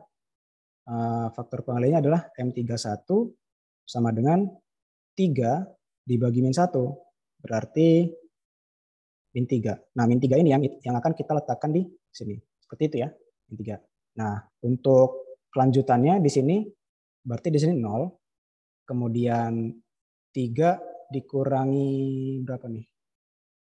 Dikurangi min 3 ya. 3 dikurang 3 dikali min 1. Ini akan bernilai 0. Kemudian 2 dikurang berapa nih? Ini akan menjadi 13 ya. Min 13. Min 13 ya. Betul ya. Nah, ini adalah hasilnya kita ya. Untuk iterasi pertama. Ini untuk iterasi pertama ya. Nah, untuk iterasi kedua, karena kebetulan di sini 0, berarti kan sebenarnya sudah selesai ya. Berarti kita sudah tidak melakukan apa-apa lagi. Berarti di sini min 1, min 1, 5, 0, 3, 13, dan 0, 0, min 13. Seperti itu ya. Nah, berarti faktor pengali kita adalah 0 dibagi 3. Jadi di sini adalah 0. Seperti itu ya. Berarti L kita ini adalah yang ini 1, 0, 0, 4, 1, 0, min 3, 0, 1. U kita adalah min 1, min 1, 5, 0, 3, 13, 0, 0, min 13. Nah ini kira-kira benar nggak ya? Kalau misalnya kita kalikan ini akan menjadi ini. Kita coba cek ya. Siapa tahu salah. Kita coba kali, ini berarti min 1, ini berarti min 1, ini berarti 5, min 4, betul ya min 4. Ini min 4 dikali 3 min 1, 20. Oke, ini kayaknya ada yang salah. Ini 13 bukan sih?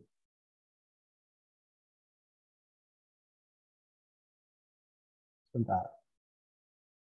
Ini kan 0,313 ya. 0,313.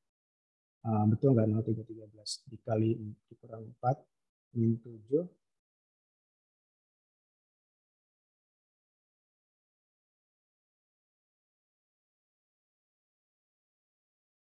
Sebentar. Mungkin ada yang salah ya.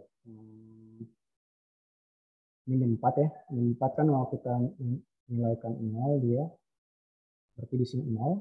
Min 4. Min 4 dikurang min 4. Min 1 dikurang min 4. Min 7 dikurang min 20.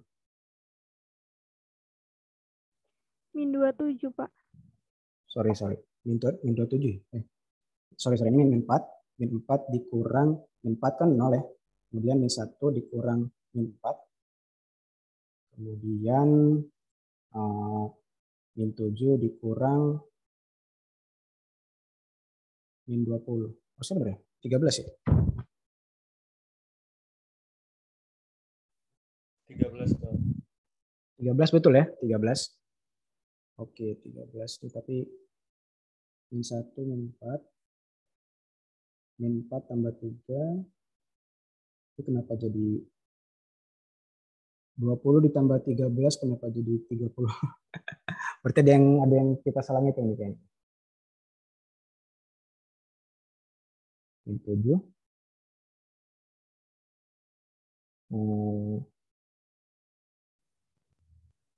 Pak, sepertinya yang di matriks itu, Pak, yang di bawah M21 itu kan min 1 itu harusnya min 5, Pak.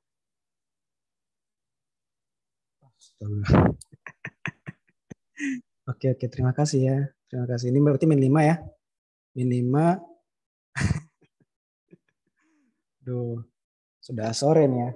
Udah jam-jamnya konsentrasi tidak ini ya. Oke, berarti min 5 dikali 4 min 20 ditambah 13. Oh, betul.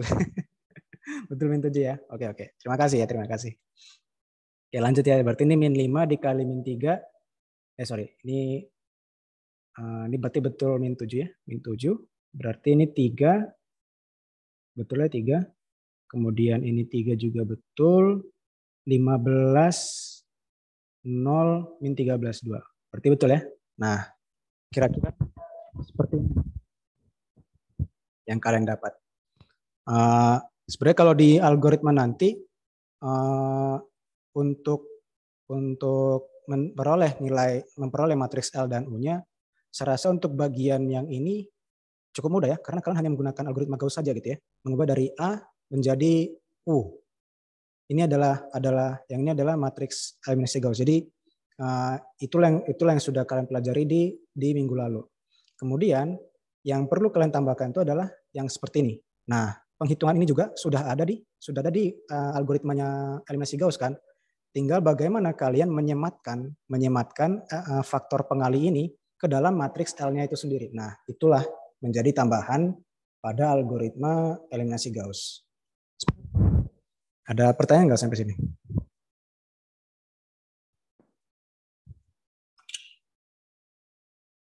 Saya rasa untuk dekomposisi LU dengan metode Gauss masih aman ya, masih cukup ya cukup mudah dimengerti juga ya.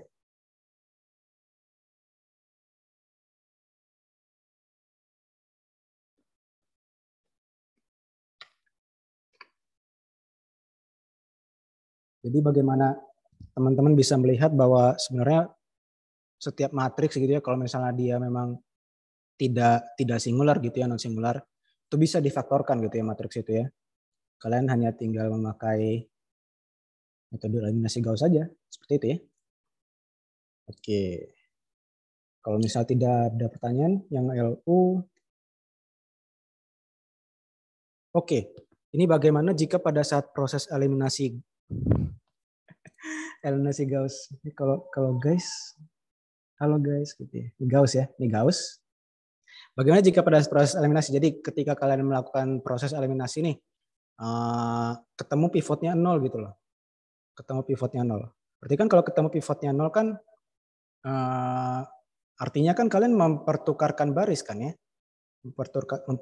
Mempertukarkan baris. Jadi contoh seperti ini. Contohnya dari sini aja deh. Kita coba kerjakan yang ini ya. Mempertukarkan baris.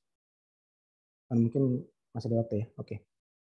Kita coba melakukan eliminasi Gauss di sini. Eliminasi Gauss.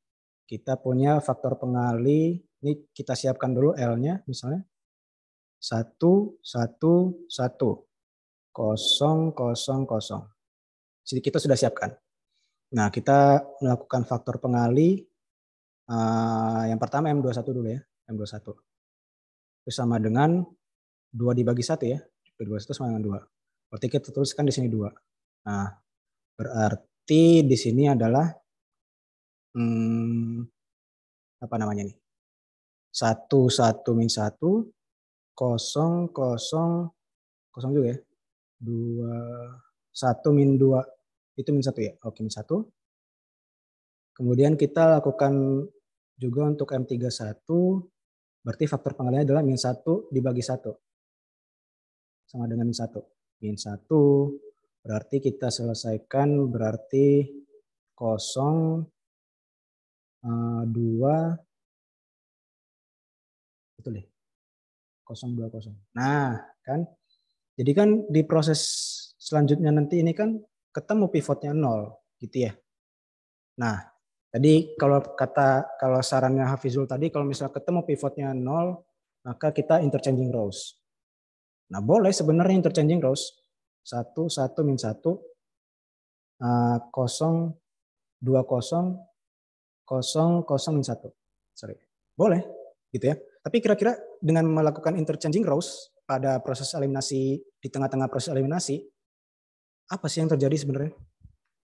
Ada yang bisa kasih clue nggak ke saya? Kalau misalnya kita lakukan interchanging rows di tengah-tengah eliminasi Gauss ya.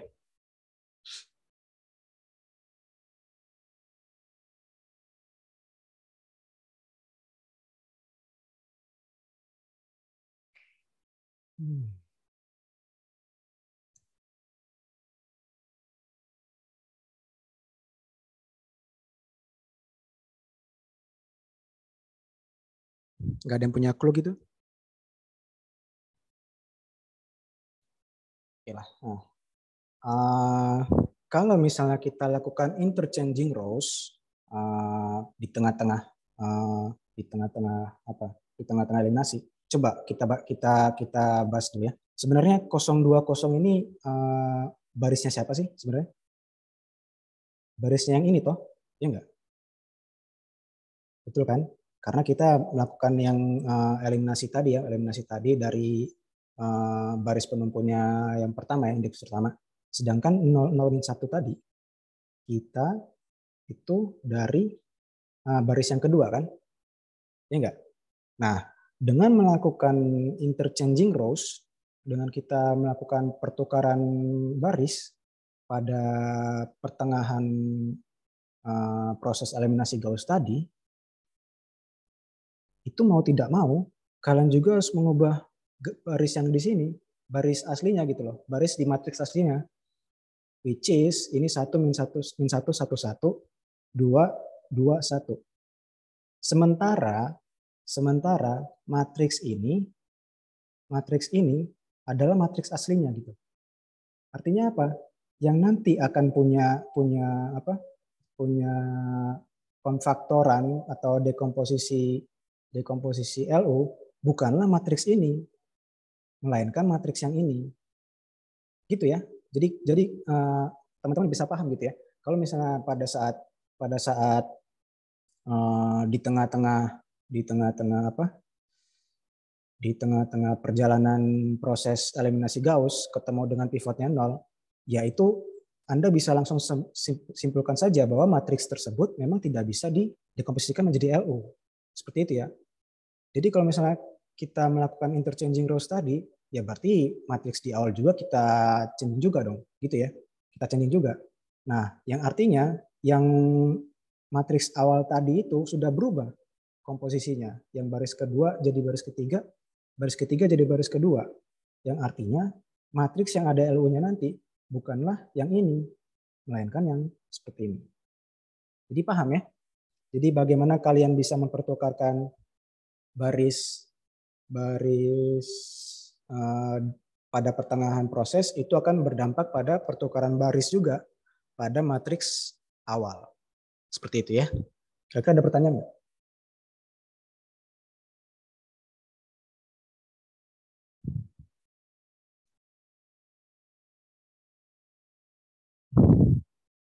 Perlu jadi catatan ya buat kalian ya. Kalau misalnya nanti ketemu soal atau ketemu problem gitu ya. Bedakan antara pemecahan atau dekomposisi matriks dengan penyelesaian SPL ya. Kalau penyelesaian SPL kan Anda tidak menjadi masalah kalau misalnya melakukan pertukaran baris. Tapi kalau misalnya sudah ketemu dengan soal dekomposisikan matriks ini, ketika kalian menemukan elemen pivotnya bernilai 0, langsung saja simpulkan A-nya itu tidak dapat didekomposisi. Seperti itu ya. Jadi bisa dibedakan. Saya rasa seperti itu.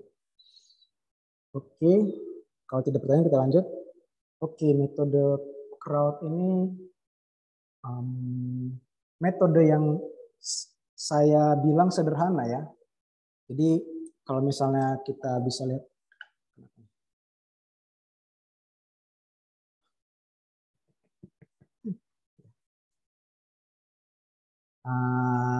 kalau misalnya kita punya, sebentar ya, saya coba ubah warnanya.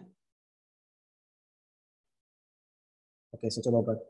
Kalau misalnya teman-teman lihat untuk metode crowd ini idenya sama dengan metode eliminasi metode Gauss LU ya. Kita misalkan nilai L-nya matriks L seperti ini dengan diagonal utamanya elemennya bernilai 1 semua. Seperti itu ya.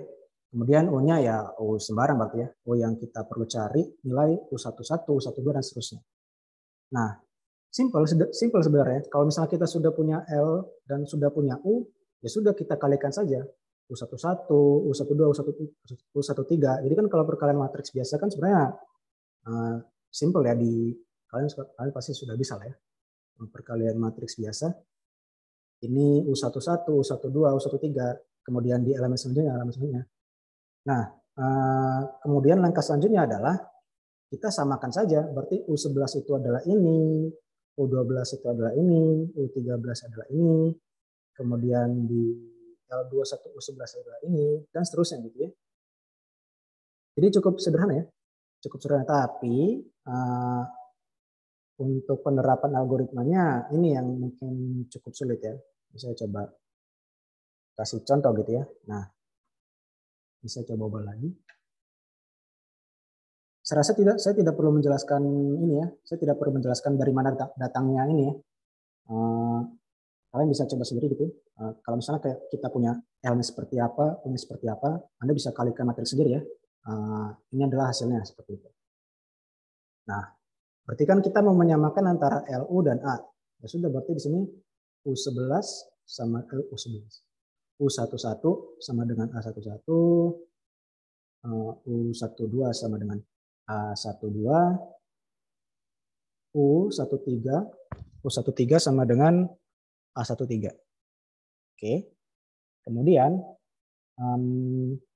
L21 dikali U11 sama dengan A21.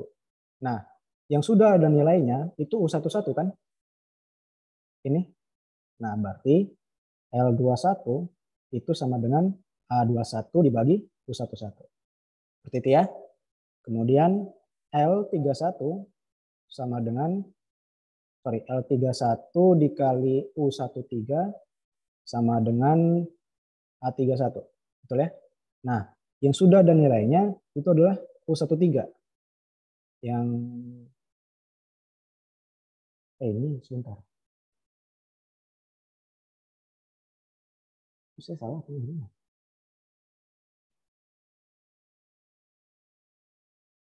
Oh, oke.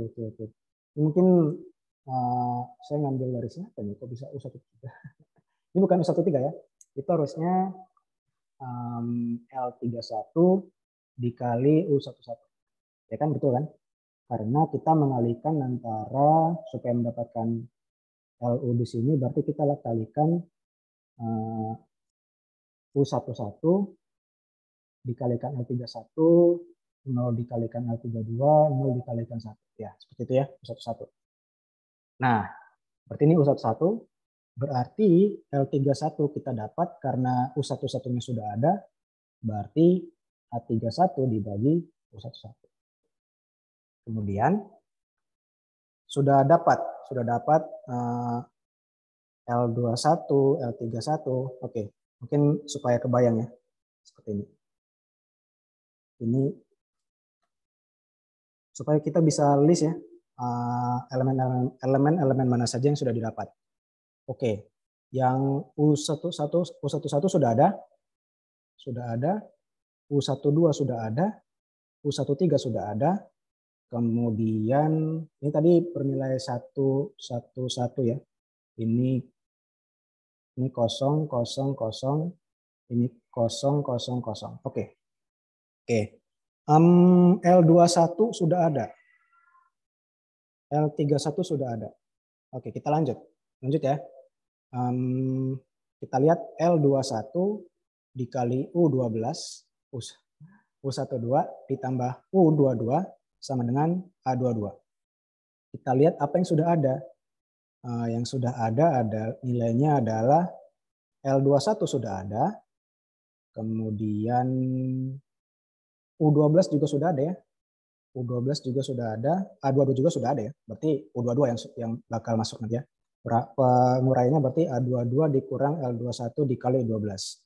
Berarti U22-nya sudah ada. Lanjut. L21 U13 ditambah U23 sama dengan A23. Oke. L21 kita sudah ada. U13 kita sudah ada. A23 kita sudah ada. Betul. Jadi U23 kita bakal ada. Gitu ya. Saya coba menuntun kalian bagaimana cara memperoleh masing-masing elemen ya. Saya rasa sampai sini masih paham lah ya, masih aman ya. Kita coba lanjut dulu. Kemudian kita cek yang bagian ini. Baris ketiga, kolom kedua. Berarti L31, U12 ditambah L32, U22. Sama dengan A32. Kita lihat L31-nya sudah ada. U12 sudah ada. L32. Oke, L32 yang belum ya. U22 sudah ada. A32 sudah ada. Berarti L32 bisa kita dapat ya. Oke. Terakhir yang U33. Kita pakai yang bagian sini. Apa nih? L31 U13 tambah L32 U23 ditambah U33. Oke. Itu sama dengan A33. Yang sudah ada itu adalah L31, U13, L32, U23, U33 yang belum. Nah, A33 kan sudah ada. Jadi U33 bisa kita cari. Ini mungkin bisa teman-teman sadari ya. Yang saya centang-centang ini ya. Centang. Itu saling melengkapi ya. Sama yang di L juga ya. Jadi kayak saling melengkapi gitu ya. Melengkapi untuk mendapatkan nilai si A itu sendiri. Jadi begini. Yang saya maksudkan itu adalah untuk mencari L21 yang Anda cari di hasil LU kita adalah L21 U11 dan seterusnya ya. Untuk mencari L31 berarti kita cari di A31. Untuk mencari U22 gunakan A22. Mencari U23 kita gunakan A23. Seperti itu ya seterusnya ya. Selanjutnya ya. Saya mau coba lanjut dulu bahwa yang saya lakukan ini itu runut, tidak asal-asalan. Jadi contohnya saya tidak asal-asalan langsung ke A33. Tapi saya melakukan dari U11, U12, U13 kemudian turun, mendatar, turun. Nah, kira-kira caranya seperti ini. Yang kalian hitung pertama kali itu adalah baris pertama matriks U. Matriks U ya. Jadi yang ini baris pertama matriks U. Ya kan? Kemudian kolom pertama matriks L. Itu yang ini. Yang ini. Kemudian baris kedua matriks U. Nah, ini baru runut ya. Ini baris kedua matriks U. Ya gini ya. Kemudian ini adalah kolom kedua matriks L. Baru baris ketiga matriks U. Seperti itu ya. Jadi runut, tidak secara serta-merta ngambil secara asal-asalan, ngambil A33 dulu atau mungkin A22 dulu, harus runut ya. Biar ada ketemu elemen pada L, elemen pada U-nya itu juga saling melengkapi. Seperti itu. Kira-kira di sini ada pertanyaan nggak? Saya rasa cukup simpel. Ini gambaran untuk matriks 3x3 ya. Jadi mungkin untuk matriks 4x4, 5x5 itu proses dan metodenya akan sama. Kira-kira seperti yang sudah kita bahas tadi. Seperti itu. Kira-kira ada pertanyaan nggak?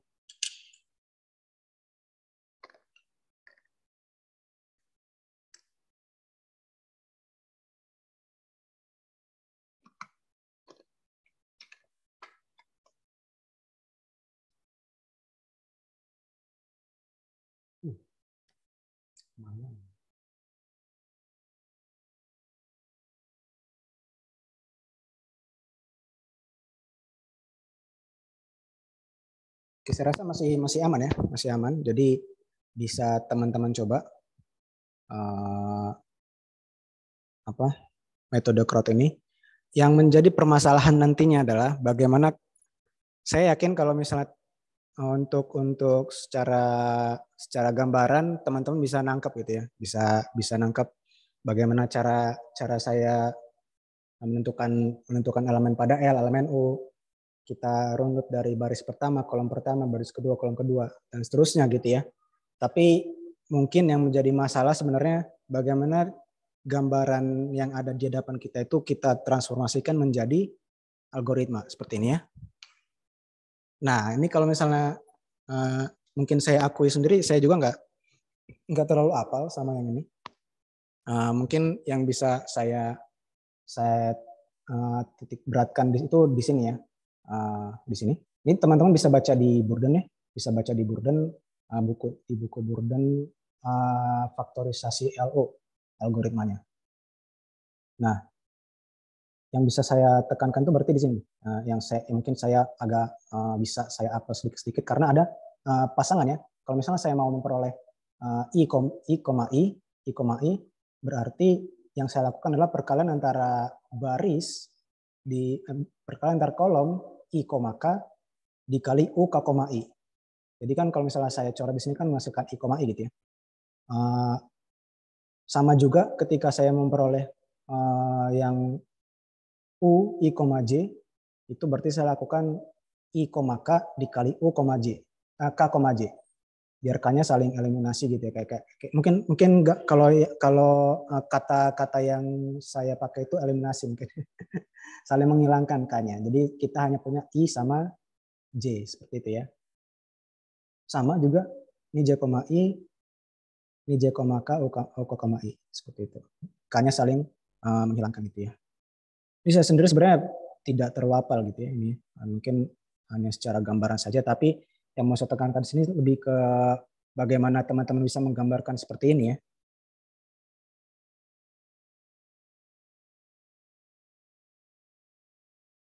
Algoritma ini ada di buku Burden, jadi bisa Anda terapkan juga.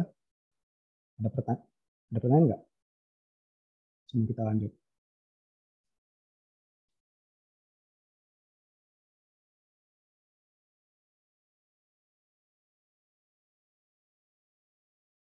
Oke, kalau belum ada. Oh, ini contoh ya. Ini contoh ini ya, contoh yang tadi ya. Mungkin kalau misalnya mau dicoba di rumah mungkin. Ini berarti saya pakai 111,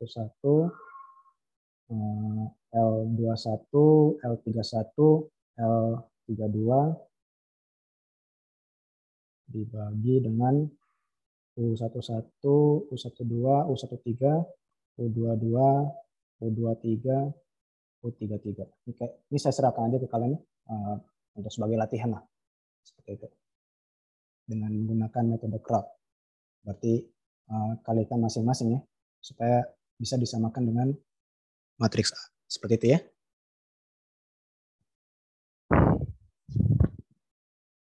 Oke, kita lanjut. Oke, setelah kalian mempelajari LU, bagaimana pengaplikasiannya untuk menyelesaikan SPL gitu ya.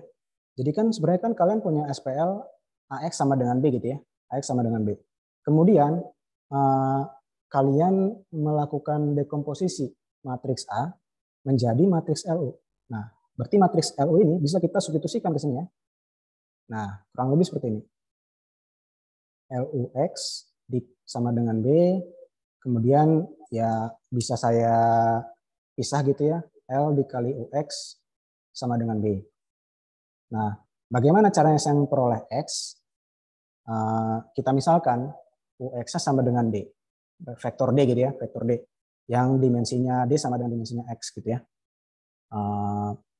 Berarti saya punya L dikali D sama dengan B gitu ya. Sama dengan B. Nah, L-nya kan sudah ada. B-nya sudah ada. Berarti D ini Anda cari gitu ya. Anda cari menggunakan saya rasa sudah tidak perlu eliminasi Gauss lagi ya. Karena L-nya sudah segitiga bawah, berarti proses yang Anda lakukan adalah penyulihan maju ya, penyulihan maju gitu ya. Karena Anda akan mulai dari sini, dari X1 nilai berapa, kemudian X2-nya nilai berapa, X3 nilai berapa sampai ke Xn. Gitu ya. Anda sudah dapat D, baru Anda cari X sehingga UX sama dengan D. Nah, UX sama dengan D, U-nya sendiri sudah segitiga atas. D-nya sudah dapat. Berarti yang Anda lakukan adalah penyulihan mundur. Gitu ya. Jadi jangan terbalik ya. Yang simpelnya mungkin bisa teman-teman lihat, teman-teman bisa gambarkan saja sendiri gitu ya. Kalau misalnya kita berhadapan dengan matriks segitiga bawah, kita bisa lakukan penyulihan apa? Untuk matriks U segitiga atas itu penyulihan apa? Seperti itu ya. Ini sungguh penting ya. Ini sangat penting mungkinnya karena ini jadi alternatif lain untuk menyelesaikan SPL selain menggunakan metode Gauss ataupun yang pivoting tadi ya. Jadi seperti itu.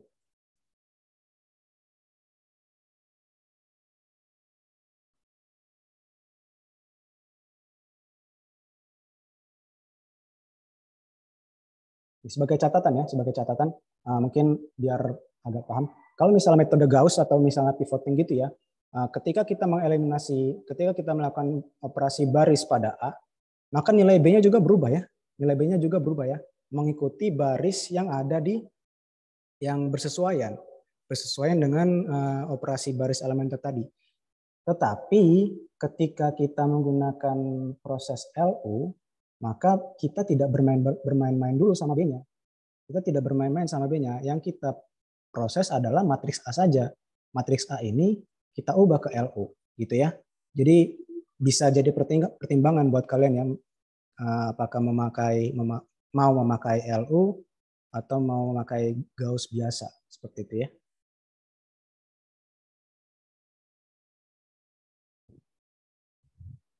Kira-kira ada pertanyaan nggak sampai di LU? Saya rasa materinya LU ini cukup banyak, jadi Anda harus belajar lebih ya untuk bisa memahami, mungkin latihan-latihan juga. Selain latihan di dimensi kecil 3x3 mungkin ya, Anda bisa latihan menggunakan programming untuk dimensi yang lebih besar. Gitu ya. Kalau tidak ada pertanyaan, kita coba lanjut ke sistem tridiagonal.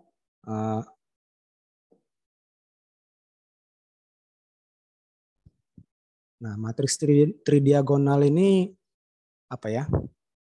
Kalau misalnya matriks diagonal kan yang elemen utamanya saja kan, elemen utamanya saja yang bernilai gitu ya, yang ada nilainya gitu ya. Maksudnya yang bisa bernilai tidak nol ya. Yang lain boleh lah, yang lain harus nol gitu. Itu elemen itu matriks diagonal gitu ya. Tetapi kalau matriks tridiagonal ini itu tidak hanya matriks utamanya saja yang boleh tidak bernilai nol, tetapi diagonal di atasnya diagonal utama dan diagonal di bawahnya diagonal utama. Seperti itu ya. Saya rasa kebayang ya untuk yang matriks tridiagonal. Jadi kayak ada 3 diagonal gitu ya, ada 3 diagonal. Seperti itu. Nah, kemudian sistem SPL yang memiliki matriks augmentasinya itu adalah tridiagonal, itulah baru kita bisa sebut dengan sistem tridiagonal. Jadi maksudnya sistem tridiagonal seperti ini contohnya.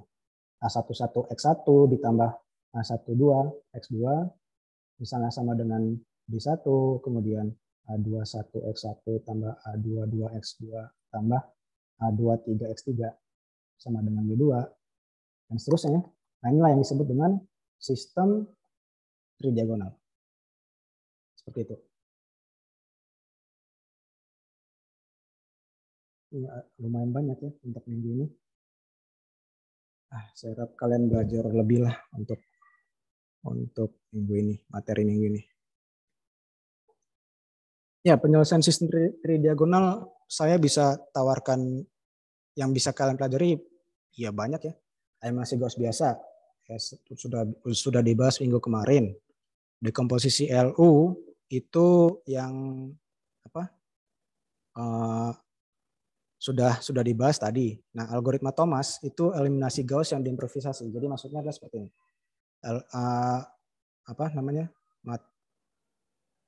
Algoritma Thomas. Jadi algoritma Thomas ini saya lupa sih yang mencetus Thomas apa gitu ya. Jadi dari algoritma Thomas itu kurang lebih seperti ini.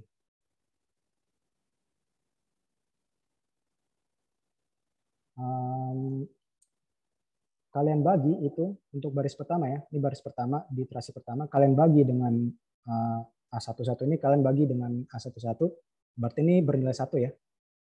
A11 dibagi 1, A11 dibagi A11 berarti 1, kemudian A12 dibagi A11 gitu ya. Nah, baru kalian melakukan eliminasi baris dengan menggunakan baris yang ini. Jadi A21 nanti akan bernilai 0, kemudian A22 akan bernilai A22 dikurang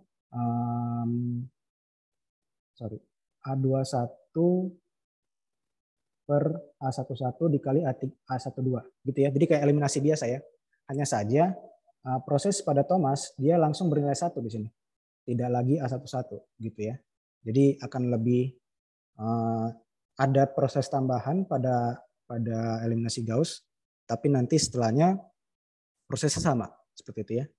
Jadi kalau Gauss biasa kan di sini kan hanya bernilai A11 biasa kan. Tapi kalau pada Thomas dia langsung dibagi. Jadi langsung nilainya 1. Seperti itu ya. Itu bisa Anda pelajari lagi.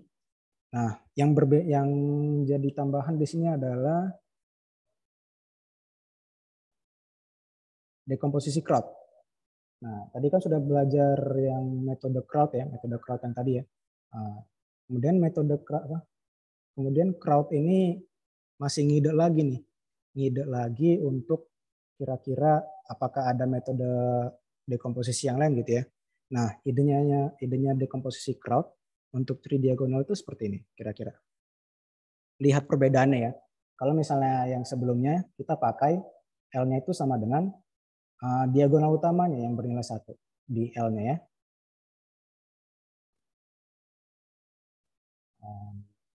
L21, L31, dan seterusnya gitu ya. Dan U-nya adalah elemen diagonalnya bebas gitu ya, bebas gitu. Dan secara umumnya juga semua elemennya bebas kecuali di sini 0. Nah, ini ngide lagi nih, si Kraut dengan menukarkan elemen diagonalnya gitu seperti itu ya. Jadi idenya Kraut untuk tridiagonal adalah justru di matriks L-nya yang diagonalnya itu bebas. Sedangkan U-nya itu elemen diagonal 1. Seperti itu ya. Selebihnya cara pengerjaannya juga sama juga kayak yang Kraut yang sebelumnya ya. Jadi tinggal kali aja, kemudian hasil proses perkalian itu antar elemennya disamakan dengan elemen A. Seperti A1, A12, dan seterusnya. A21. Seperti itu ya. Contohnya seperti ini ya. Ini kan matriks tridiagonal ya. Matriks tridiagonal. Kemudian saya mau bikin L-nya L21, L11, I0, L22, L23, L33, L21, L232, 0. Nah, ini karena dia tridiagonal, maka ketika kita mendeklarasikan untuk untuk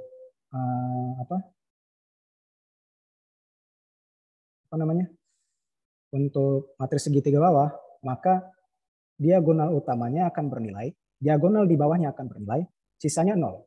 Seperti itu ya. Bisa kalian bedakan ya antara yang biasa sama yang tridiagonal. Ini akan sama juga untuk matriks segitiga atas kita. Jadi kan tadi idenya kan diagonal utamanya 1, gitu ya. Diagonal utamanya 1. Kemudian idenya adalah berarti diagonal di atasnya itu bernilai gitu ya, U12, U23. Nah, sisanya itu 0. Jadi idenya sama ya. Idenya sama ya. Sama-sama. Jadi untuk U berarti diagonal atasnya itu diagonal di atas diagonal utamanya bernilai, sisanya 0. Untuk yang L, diagonal di bawahnya diagonal utama, selainnya itu 0. Seperti itu ya. Nah, kemudian bisa langsung Anda kalikan ini. Jadi apa? L11, terus 11 berarti ini L11 U12, U12, kemudian di sini 0, kemudian di sini L21, L21 dikali U12 ditambah L22, kemudian di sini L22 U23. Kemudian di sini 0, di sini L32, di sini L32 U23 ditambah L33. Nah, tinggal Anda samakan dengan 2, 1, 0, 1, 2, 1, 0, 1, 2. Dan Anda bisa temukan ini ya. Seperti ini. Saya rasa idenya sama ya. Kemudian di Kraut berarti, untuk Kraut berarti ketika kita punya ini, oke. Karena tadi untuk crowd yang biasa, kita mulai dari L-nya itu diagonalnya yang 1, bukan U-nya. Berarti proses yang kita lakukan kan dari baris pertama, kolom pertama, dan seterusnya gitu ya. Nah, kalau di tridiagonal ini karena U-nya yang jadi 1, maka proses yang pertama yang kalian lakukan adalah kalian samakan dulu kolomnya. Kolom yang kalian proses. Kolom pertama, terus baris pertama, dan seterusnya sampai baris ke N. Seperti itu ya bedanya ya. Anda bisa coba sendiri ya. Saya rasa Anda bisa paham idenya. Idenya dulu yang Anda pahami. Seperti itu ya. Ada pertanyaan nggak? Ya, ada pertanyaan nggak kira-kira?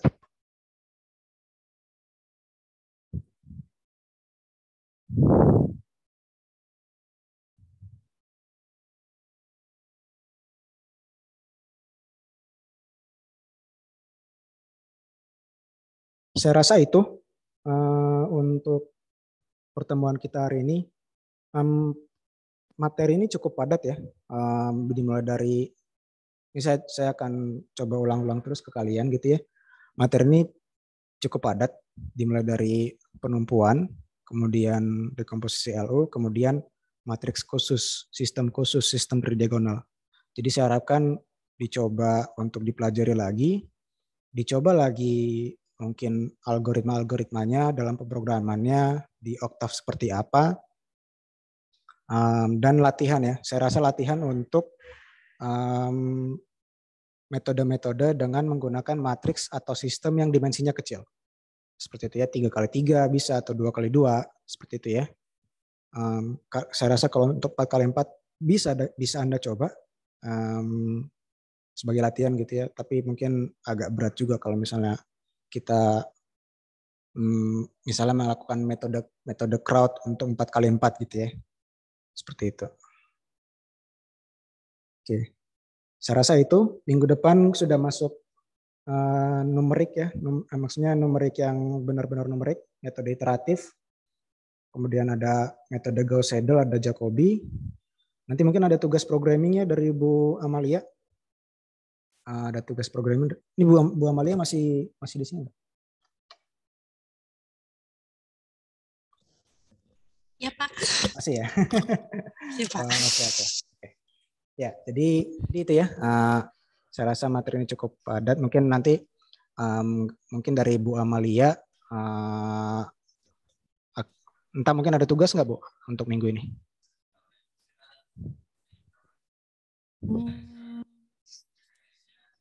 Kalian mau ada tugas nggak?